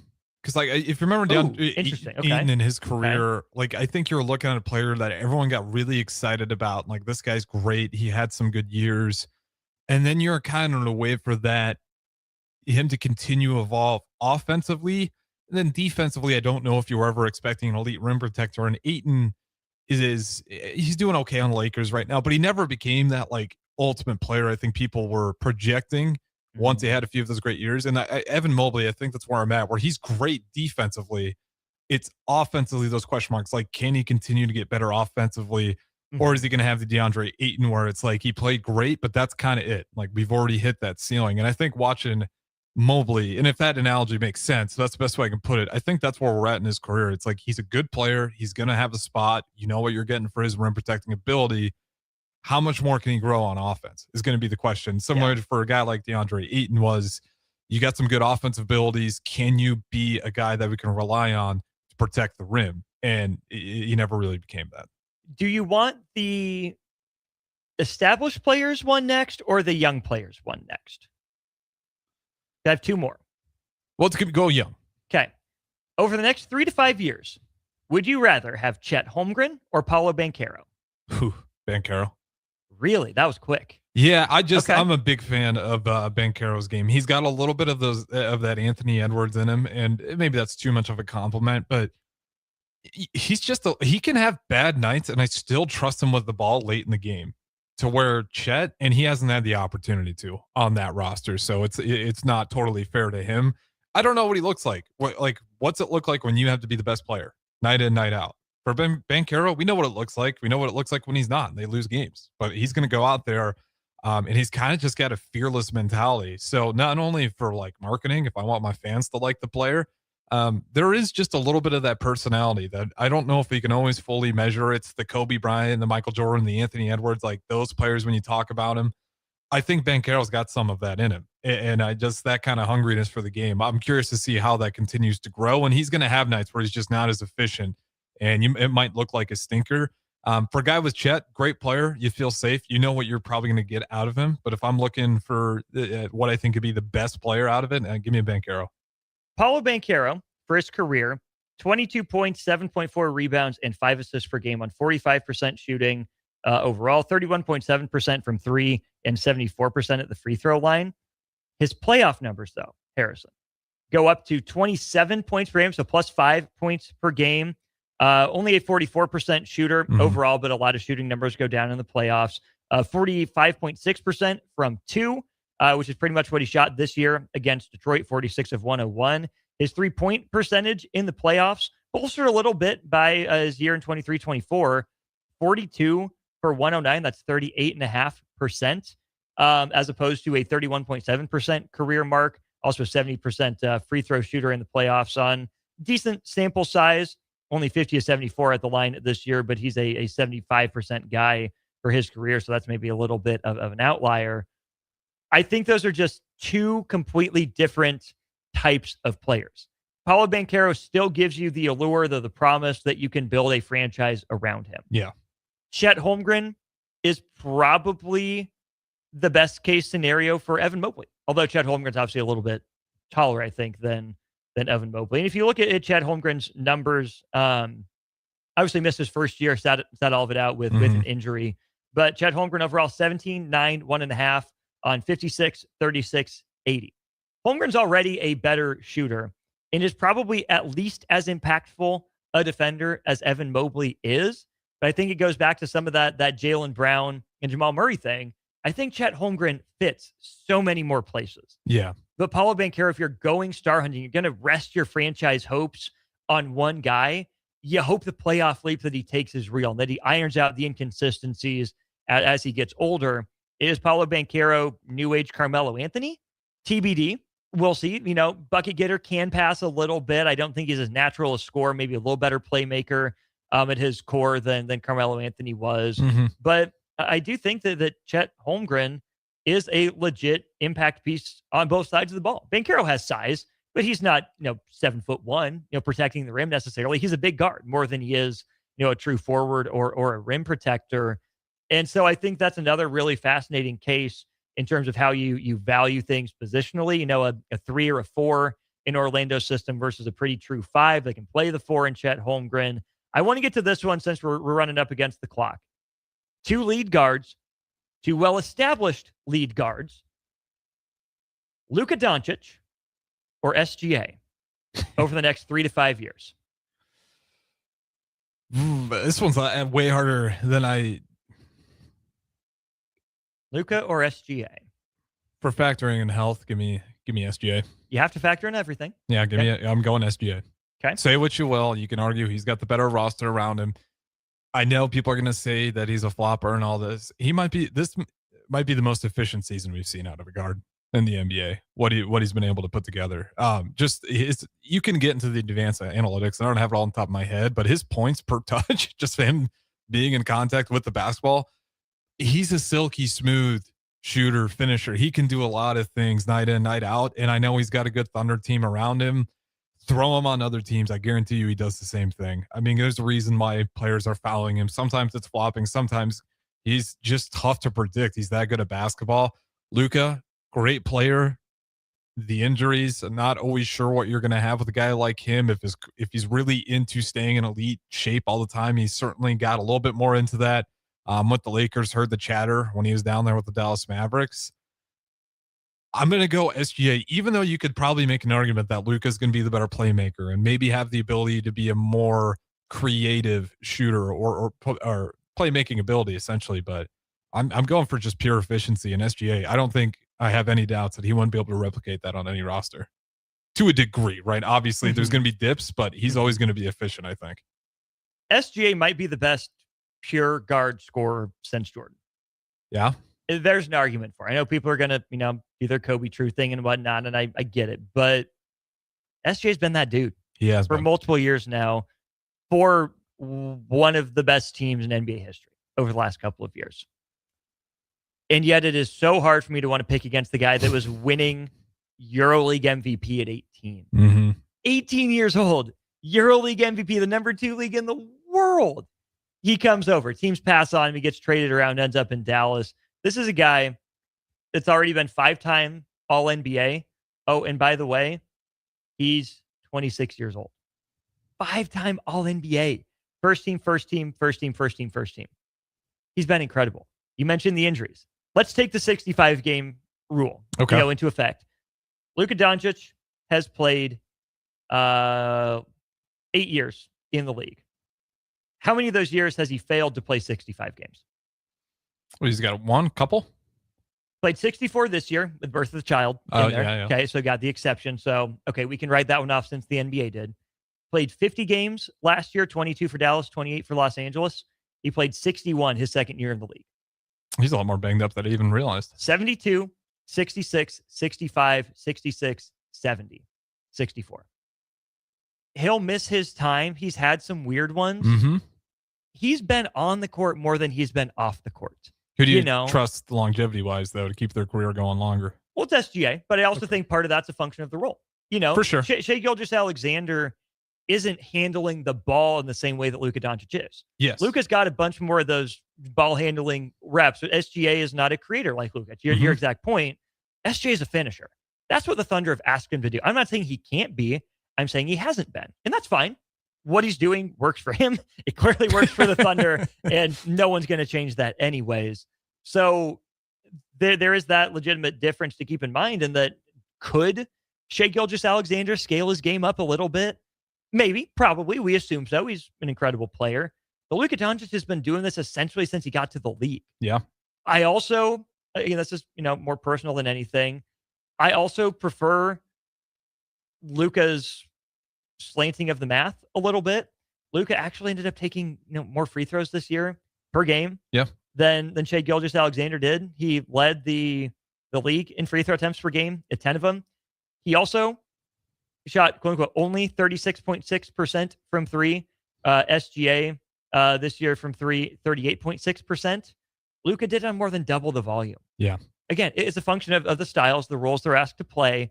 But Luka's got some of that off the dribble from three magic. SGA will hit his open ones. He can hit them. He's a mid-range master, a lost art, playoff shots and all. But Luka's a more consistent, high-volume three-point guy than Shai Gilgeous-Alexander is. Still in the three-point-based NBA. Little bit bigger body, flirts with triple-doubles, pretty consistent. Now that Shai Gilgeous-Alexander doesn't, but Shai Gilgeous-Alexander, the most rebounds per game he's averaged in a career, was his second year in the league when he averaged 6. For Luka Doncic's career, on the other hand, Luka's averaging 8.5 rebounds per game. I think Luka's a little bit more well-rounded. And again, that's not holding anything against SGA in any way. Right. What he does, he is so incredible in his role.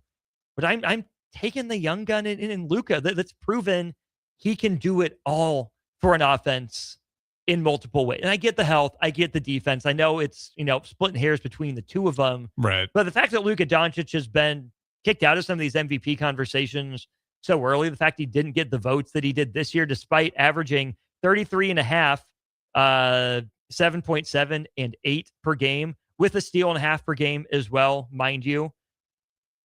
Dude's been incredibly efficient throughout his NBA career. And I'm curious to see what a Lakers team builds around Luka instead of Luka and LeBron looks like. I mean, with everything you just said, it's not wrong. And it's always going to go back to the conversation of like, okay, let's put SGA on that Lakers team and how much more does he change his role? And I still think Luka is going to be the better passer. He's going to be the better rebounder. He's just got a little bit more size there. But the value of just finishing plays in the playoffs, when you have a guy like SGA, it's just kind of like a trump card you feel comfortable pulling out at any moment. And that's why I'm going SGA. Luka has those moments, and if he's having a good night, you like him as that trump card. I wouldn't be as confident late in the game. If you had to give the ball to SGA, you have to give the ball to Luka. I'm probably going to have something drawn up for SGA to be that guy to take that last second shot. Splitting hairs between the two. How old is SGA? Do you have that in front of you? So Luka is he's 26 right now. His birthday was in February. He was born February 28th of 99. On the flip side, Shai Gilgeous-Alexander was born July 12th of 98. Okay.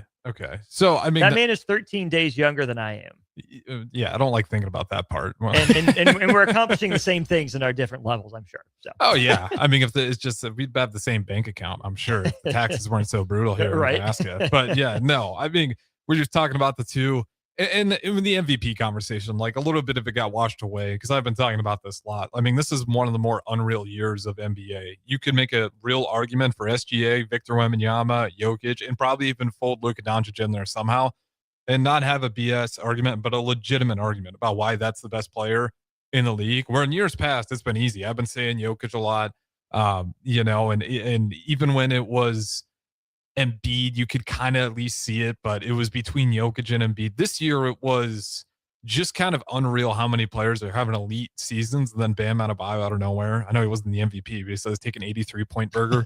A weird NBA season with like kind of just historical stats from multiple guys. And unfortunately for Luka, even despite being on the Lakers, like it kind of got mixed in the wash of everything. But to your point, I mean, he truly was having just an unreal season.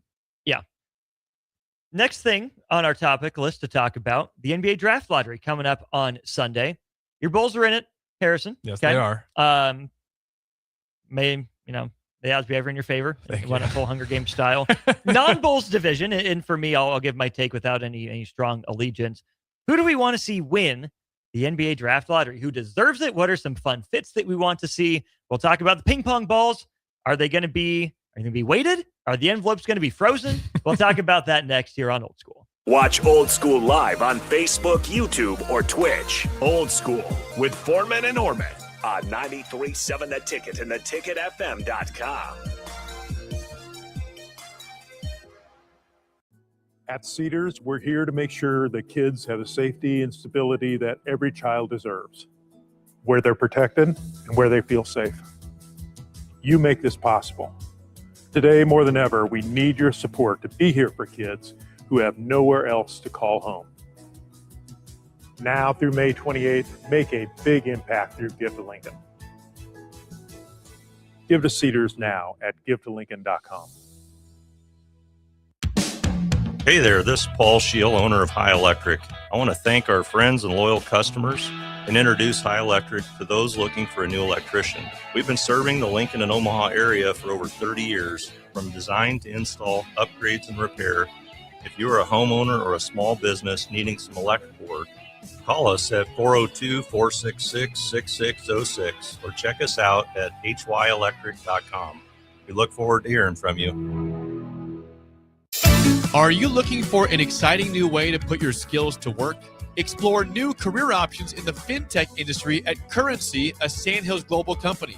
We offer full-time positions in financial sales, compliance, operations, and other fields. We also offer a 4.5-day work week, an attractive benefits package, and opportunities for advancement. Put your motivation to work and grow with us at Currency. Visit gocurrency.com/careers to learn more.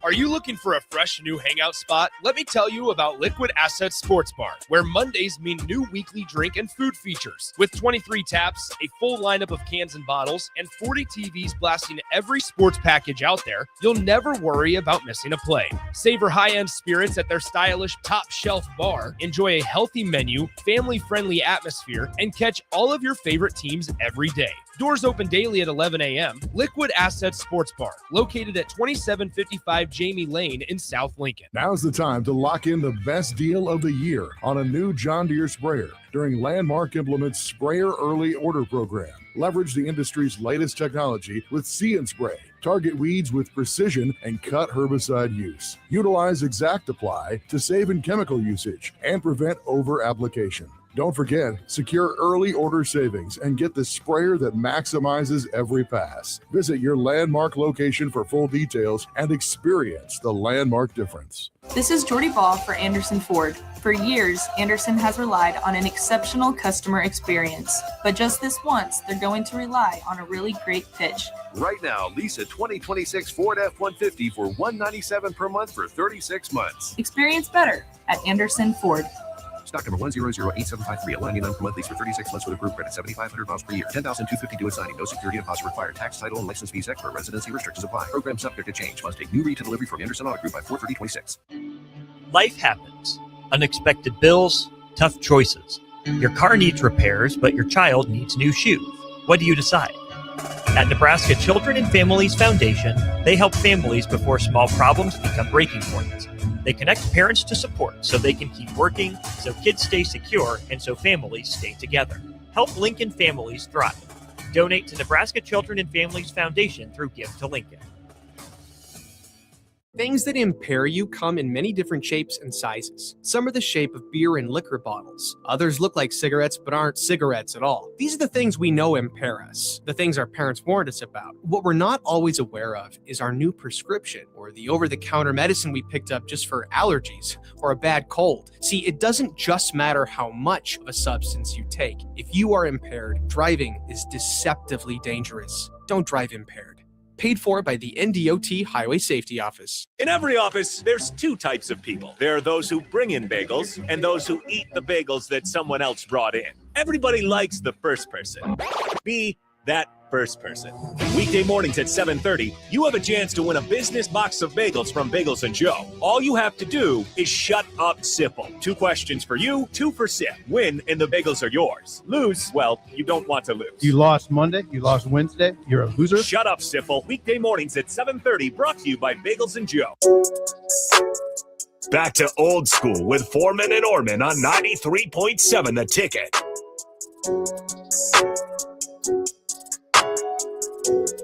Welcome back into Old School. Austin, Norman, Harrison, Orange with you. Talking some NBA draft lottery. The ping pong balls, the envelopes will be drawn coming up on Sunday.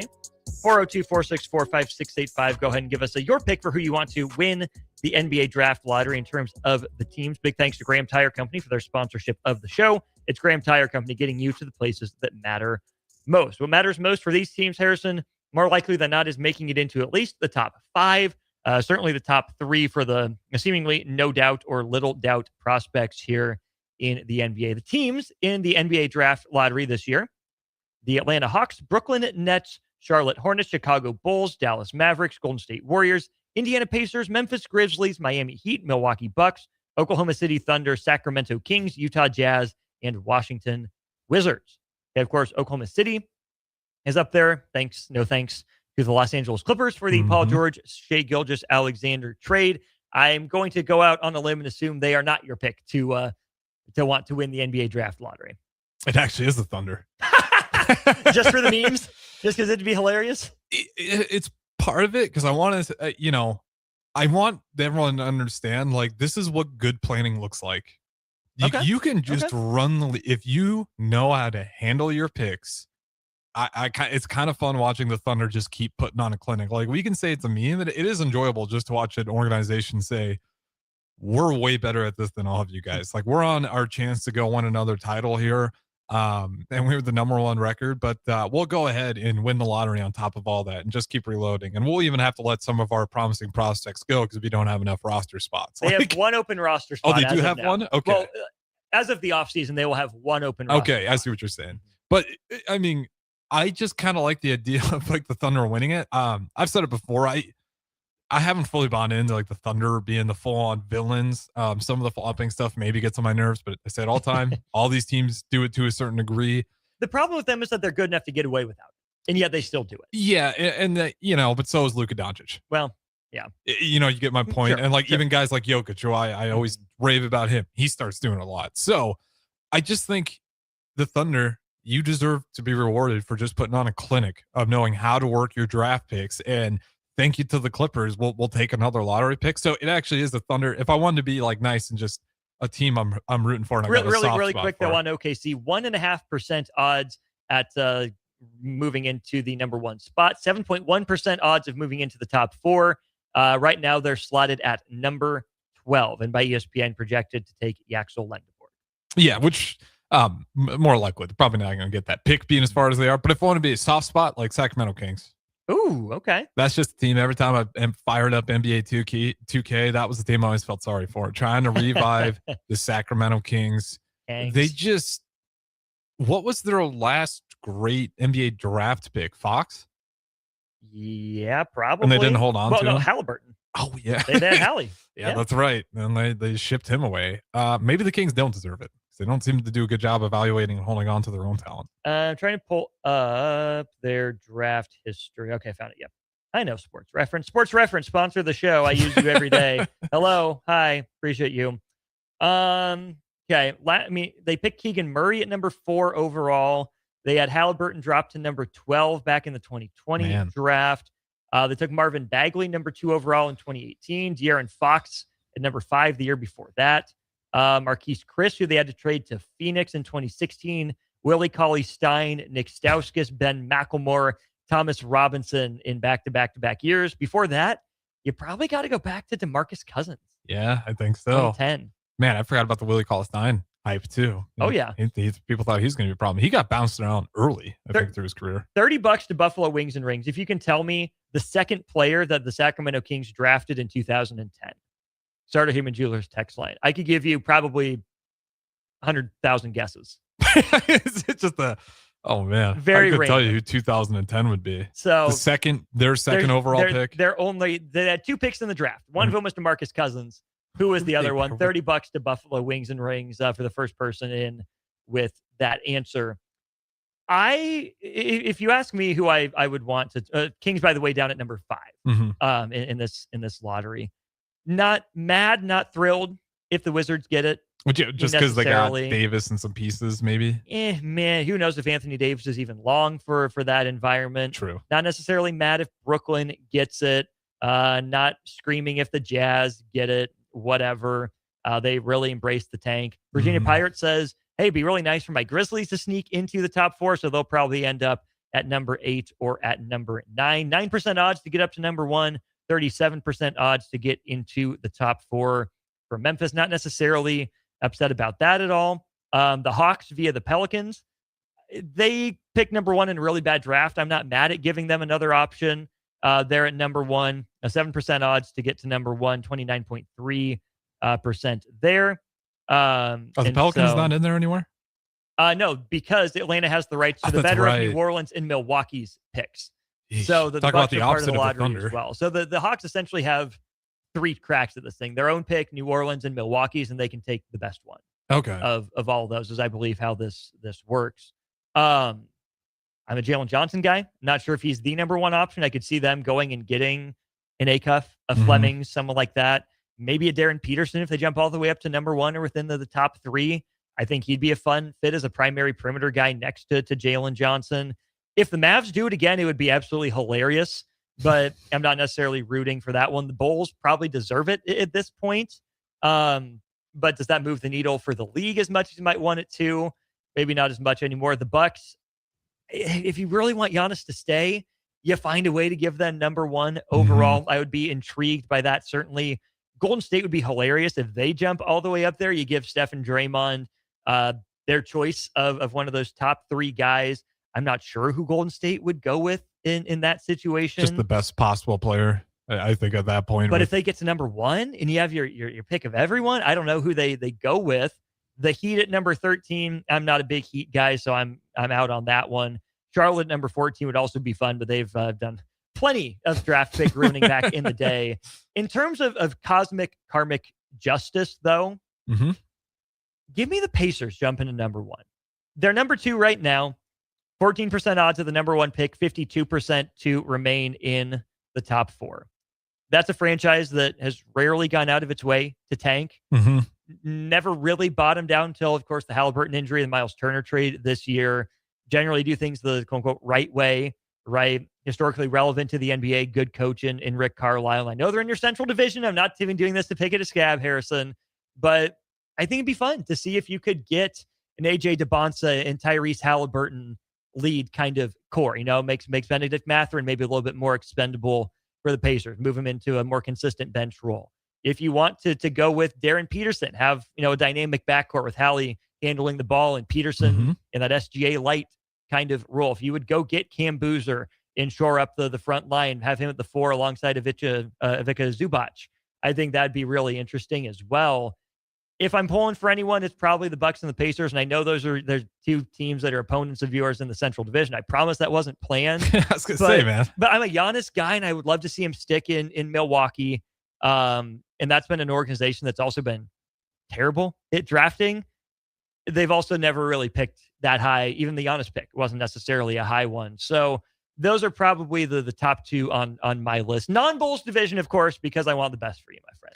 Yeah, I mean, well, I'm just a little bit offended because you're talking about teams who never tank, who deserve to be rewarded for it. My Bulls have never, ever tanked, and we've been in purgatory forever for it. So I think, I know we're still in my division, but I think we deserve a nice lottery pick because we refused to tank to a ridiculous level that we finally broke up the relationship between Hawks, Heat, and the Bulls, for the play-in Magic every year. But I just...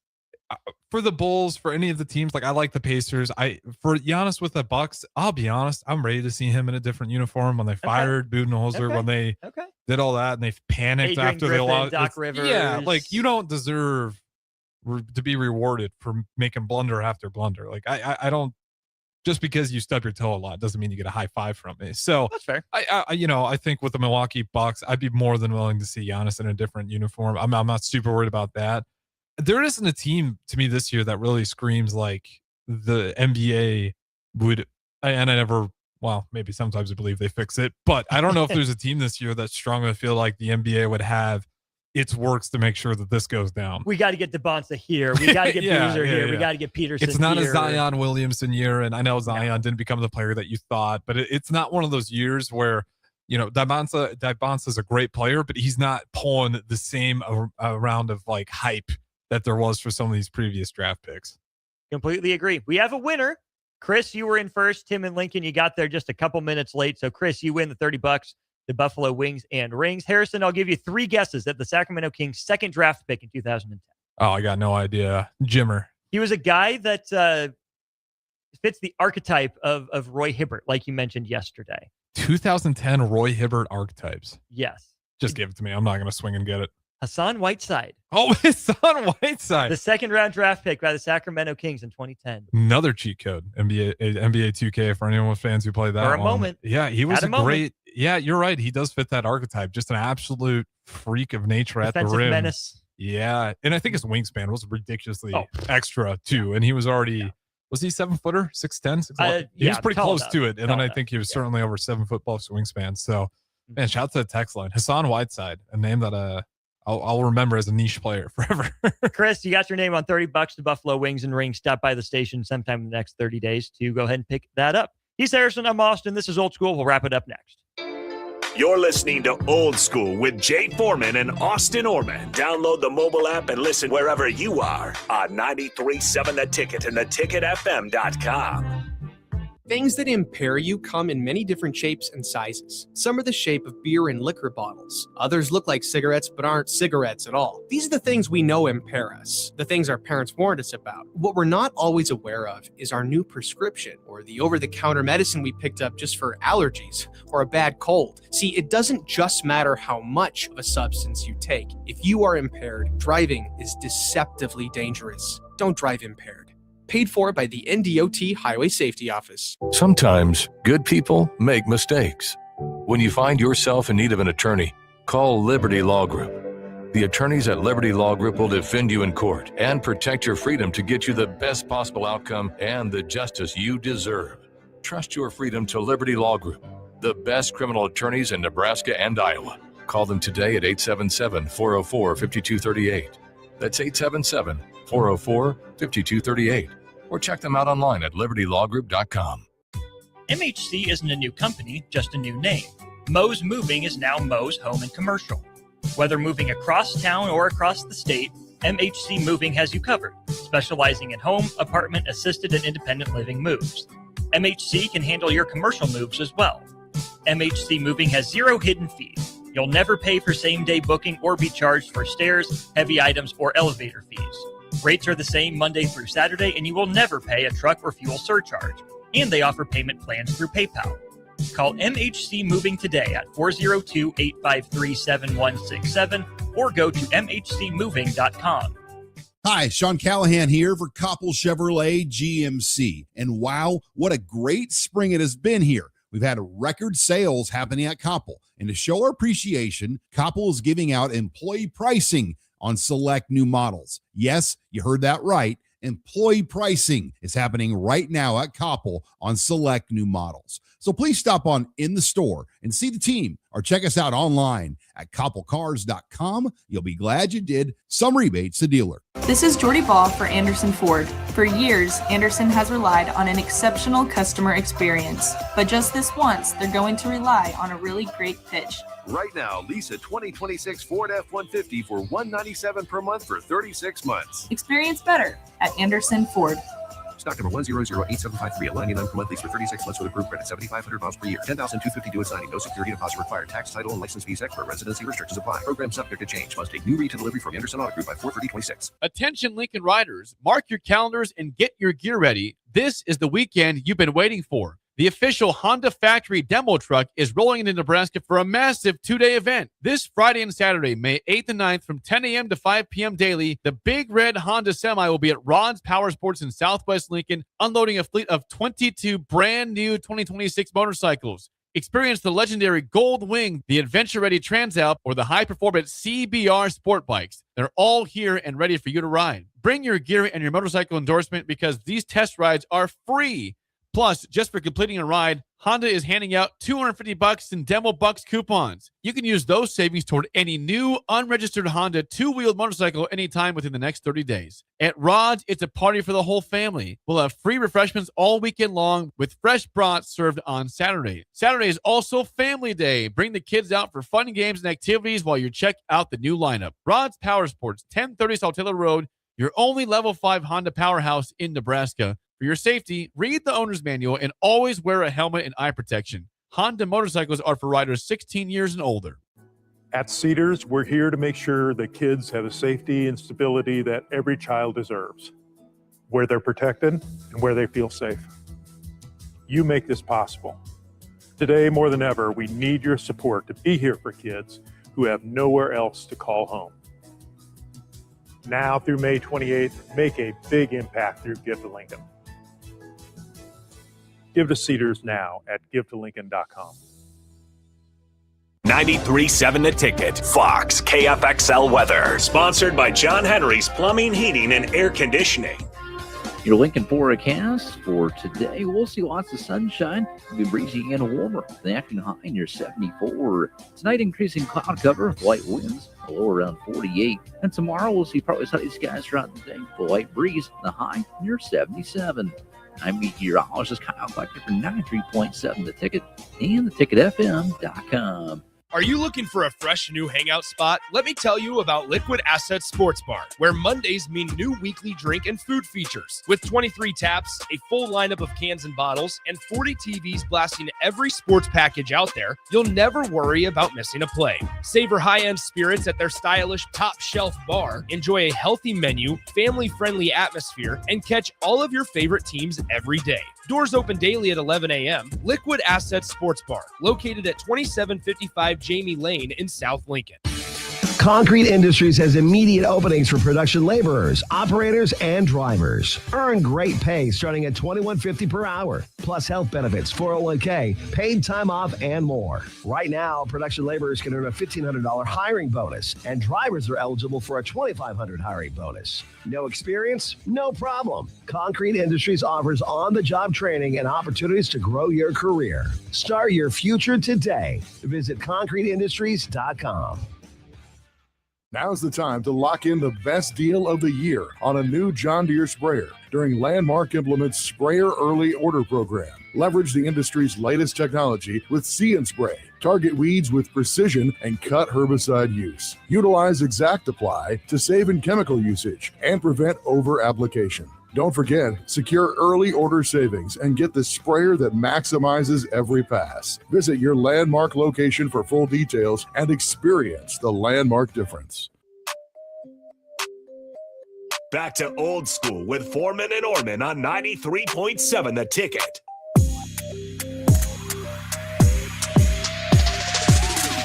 Welcome back in one final time to a Thursday edition of Old School. Austin Orman, Harrison Arons with you. 402-464-5685. Elder abuse on Inside the NBA. Don't know if I'd go that far, but certainly some smack talking, some talking back, some disrespect from one of our generation's great disrespecters, Draymond Green, to the NBA's Dan Marino, Charles Barkley, if you will. Draymond Green, first he came for Austin Rivers. And I looked away because, well, it's Austin Rivers. No. And then he came for Charles Barkley and completely missed the mark. He's 0 for 2. I don't know. I'm sure you saw Austin Rivers respond too. And that was a crime scene. Austin Rivers ripped his entire career apart. High school on up. Yeah, while at the same time also handling flowers in a way I've never seen. I won't get into it. Maybe I'll talk about that later tonight. But yeah, with the Charles Barkley, I don't know if you have the exact quote, but kind of essentially taking shots at Charles Barkley towards the end of his Houston Rockets career. The goal is just to not look like you in a Houston Rockets uniform. Which Charles Barkley, I think, averaged more points, rebounds, and assists his final years with the Houston Rockets than Draymond Green did this year. Would you like the numbers for Charles Barkley only in Houston? Yeah, let's hear it. Charles Barkley in Houston played 183 games, started 152 of them, averaged 35 minutes per game, 48.2% shooting overall, 52% from 271% at the free throw line, averaging 16.5 points, 12 rebounds per game, and about 4 assists and a block per game, or a steal and half a block per game as well. As, let's not forget this, the third option in Houston, third offensive option, when he got there at least, behind Hakeem Olajuwon, might have heard of that guy, and Scottie Pippen, post-Bulls. Charles Barkley took a pay cut. He finishes as top, he was number 16 in MVP voting in an All-Star his first year in Houston, capping a run of 1, 2, 3, 4, 5, 6, 7, 8, 9, 10, 11, 12 consecutive MVP finishes for Charles Barkley, never finishing lower than the 16th that he did there, winning it, of course, in 92-93 in Phoenix, his first year after the trade from Philadelphia. Same Charles Barkley, who, mind you, led the Dream Team in scoring, not Michael Jordan. Okay, let's not forget about this. I like Draymond. He's the first ballot Hall of Famer, incredible defender, at his moments on offense. Draymond Green was never the focal point of anything on the floor, the same way Charles Barkley was in that NBA. That much on offense, being fine on defense. Again, different roles. Okay, maybe Draymond was to defense what Charles Barkley was, the big man offense in that era. I don't know. But the round mound to rebound, playing up as the undersized power forward, finding ways to get his numbers and look like the best player on the court, even into his mid to late 30s on teams with Hakeem and Scottie. Draymond, man, know your role. Know your place in history. Come on. Disrespect was insane. Straight up. And it was awkward for everyone who watched it. I mean, you had Kenny and Ernie just kind of sitting there. I don't know if Draymond thought he'd get laughs or what he'd get out of it, but it was just kind of awkward silence describing it. And to your point, like, I give Draymond Green flowers all the time for saying he is one of the best help defenders in the NBA, and what he does there over and over and how he's able to just find his way to get in the way of players that aren't even his guy is incredible. That's why the Warriors have had a lot of success, was his ability on defense. But on offense, you're open every single time. You're the guy that's going to be left open. You walked into a room with like Steph Curry, Klay Thompson, then you had Kevin Durant in there too at one point in time. You had so much talent around you that you just don't have room to talk. You were never the kind of player that Charles Barkley was, where he was the guy on those rosters. Draymond, you were the guy that people were worried about where it was going to ruin it. Like, we're talking different categories here. And that doesn't mean you're not a great player. It doesn't mean you didn't have a part in those finals runs. But to take shots at Charles Barkley like that was just absolutely absurd, because I don't think you're going to find a fan that's not, unless they're a Warriors diehard fan, that says, yeah, Draymond Green had the better career than Charles Barkley. Like, you're just not going to see that. It's not true. It's just not. Patently and even not towards true. the end of his career, the spot where Draymond Green thought he'd have some ammunition, still had a better career, still had better quote unquote years statistically than you did. So just unreal. I'm not expecting Draymond Green to just keep taking shots. Maybe he's learned his lesson, because like I said, that's two Rivers, now Barkley, and the media is going to be loud about it for a while. Draymond might have just played his way off of TV. Seriously, maybe he's a prime guy, but is he going to say that same thing to Dirk Nowitzki on that broadcast? Is he going to go to NBC and Peacock and say that same sort of thing? I doubt it. Well, Draymond might have just played himself into being a full-time podcaster after retirement. Well, seriously, I don't know. You know how many names there are that they can go into the pool for? Like, I don't know how much longer LeBron's going to play, but would you have LeBron James or Draymond Green or Steph Curry or Draymond Green? Right. Like, there's a lot of guys that have background that are going to probably be more than willing to at least hear the offer. And yeah, they're not going to be tied to Draymond Green after what's been pretty bumpy conversations, especially this year. Meant to get to this earlier today. We'll get to it on tomorrow's show. Nebraska loses out on Donovan Davis in recruiting, but a bunch of other wing and forward offers in the pipeline. Maybe Donovan Davis will end up with a better NBA career than Draymond Green as well. Only time will tell. He's Harrison Arns. Big thanks to Nick Wyman stopping by in hour one. Kevin Meyer for Thirsty Thursday leading off hour two. That'll do it for us here on Old School for the day. Full show again tomorrow. See if we can get to some sports thoughts from Jay Foreman, probably just via text, not via stream. Not going to make Jay work too hard. The part-timer needs his time off and whatever. We'll let him have it, but a full day for me tomorrow. We'll be on the drive with Rudy. Be here for Old School for 3 hours, and then Corner 3 coming up tomorrow night as well. Full ticket weeknights coming your way next year, 93.7 The Ticket, ticketfm.com. But for now, this has been Old School, brought to you by Graham Tire Company, proudly serving the Midwest for 75 years. More than just tires, they do all kinds of car and light truck repairs too. From brakes to oil changes, trust Graham Tire for service you can count on. Graham Tire, getting you to the places that matter most. Talk to you tomorrow.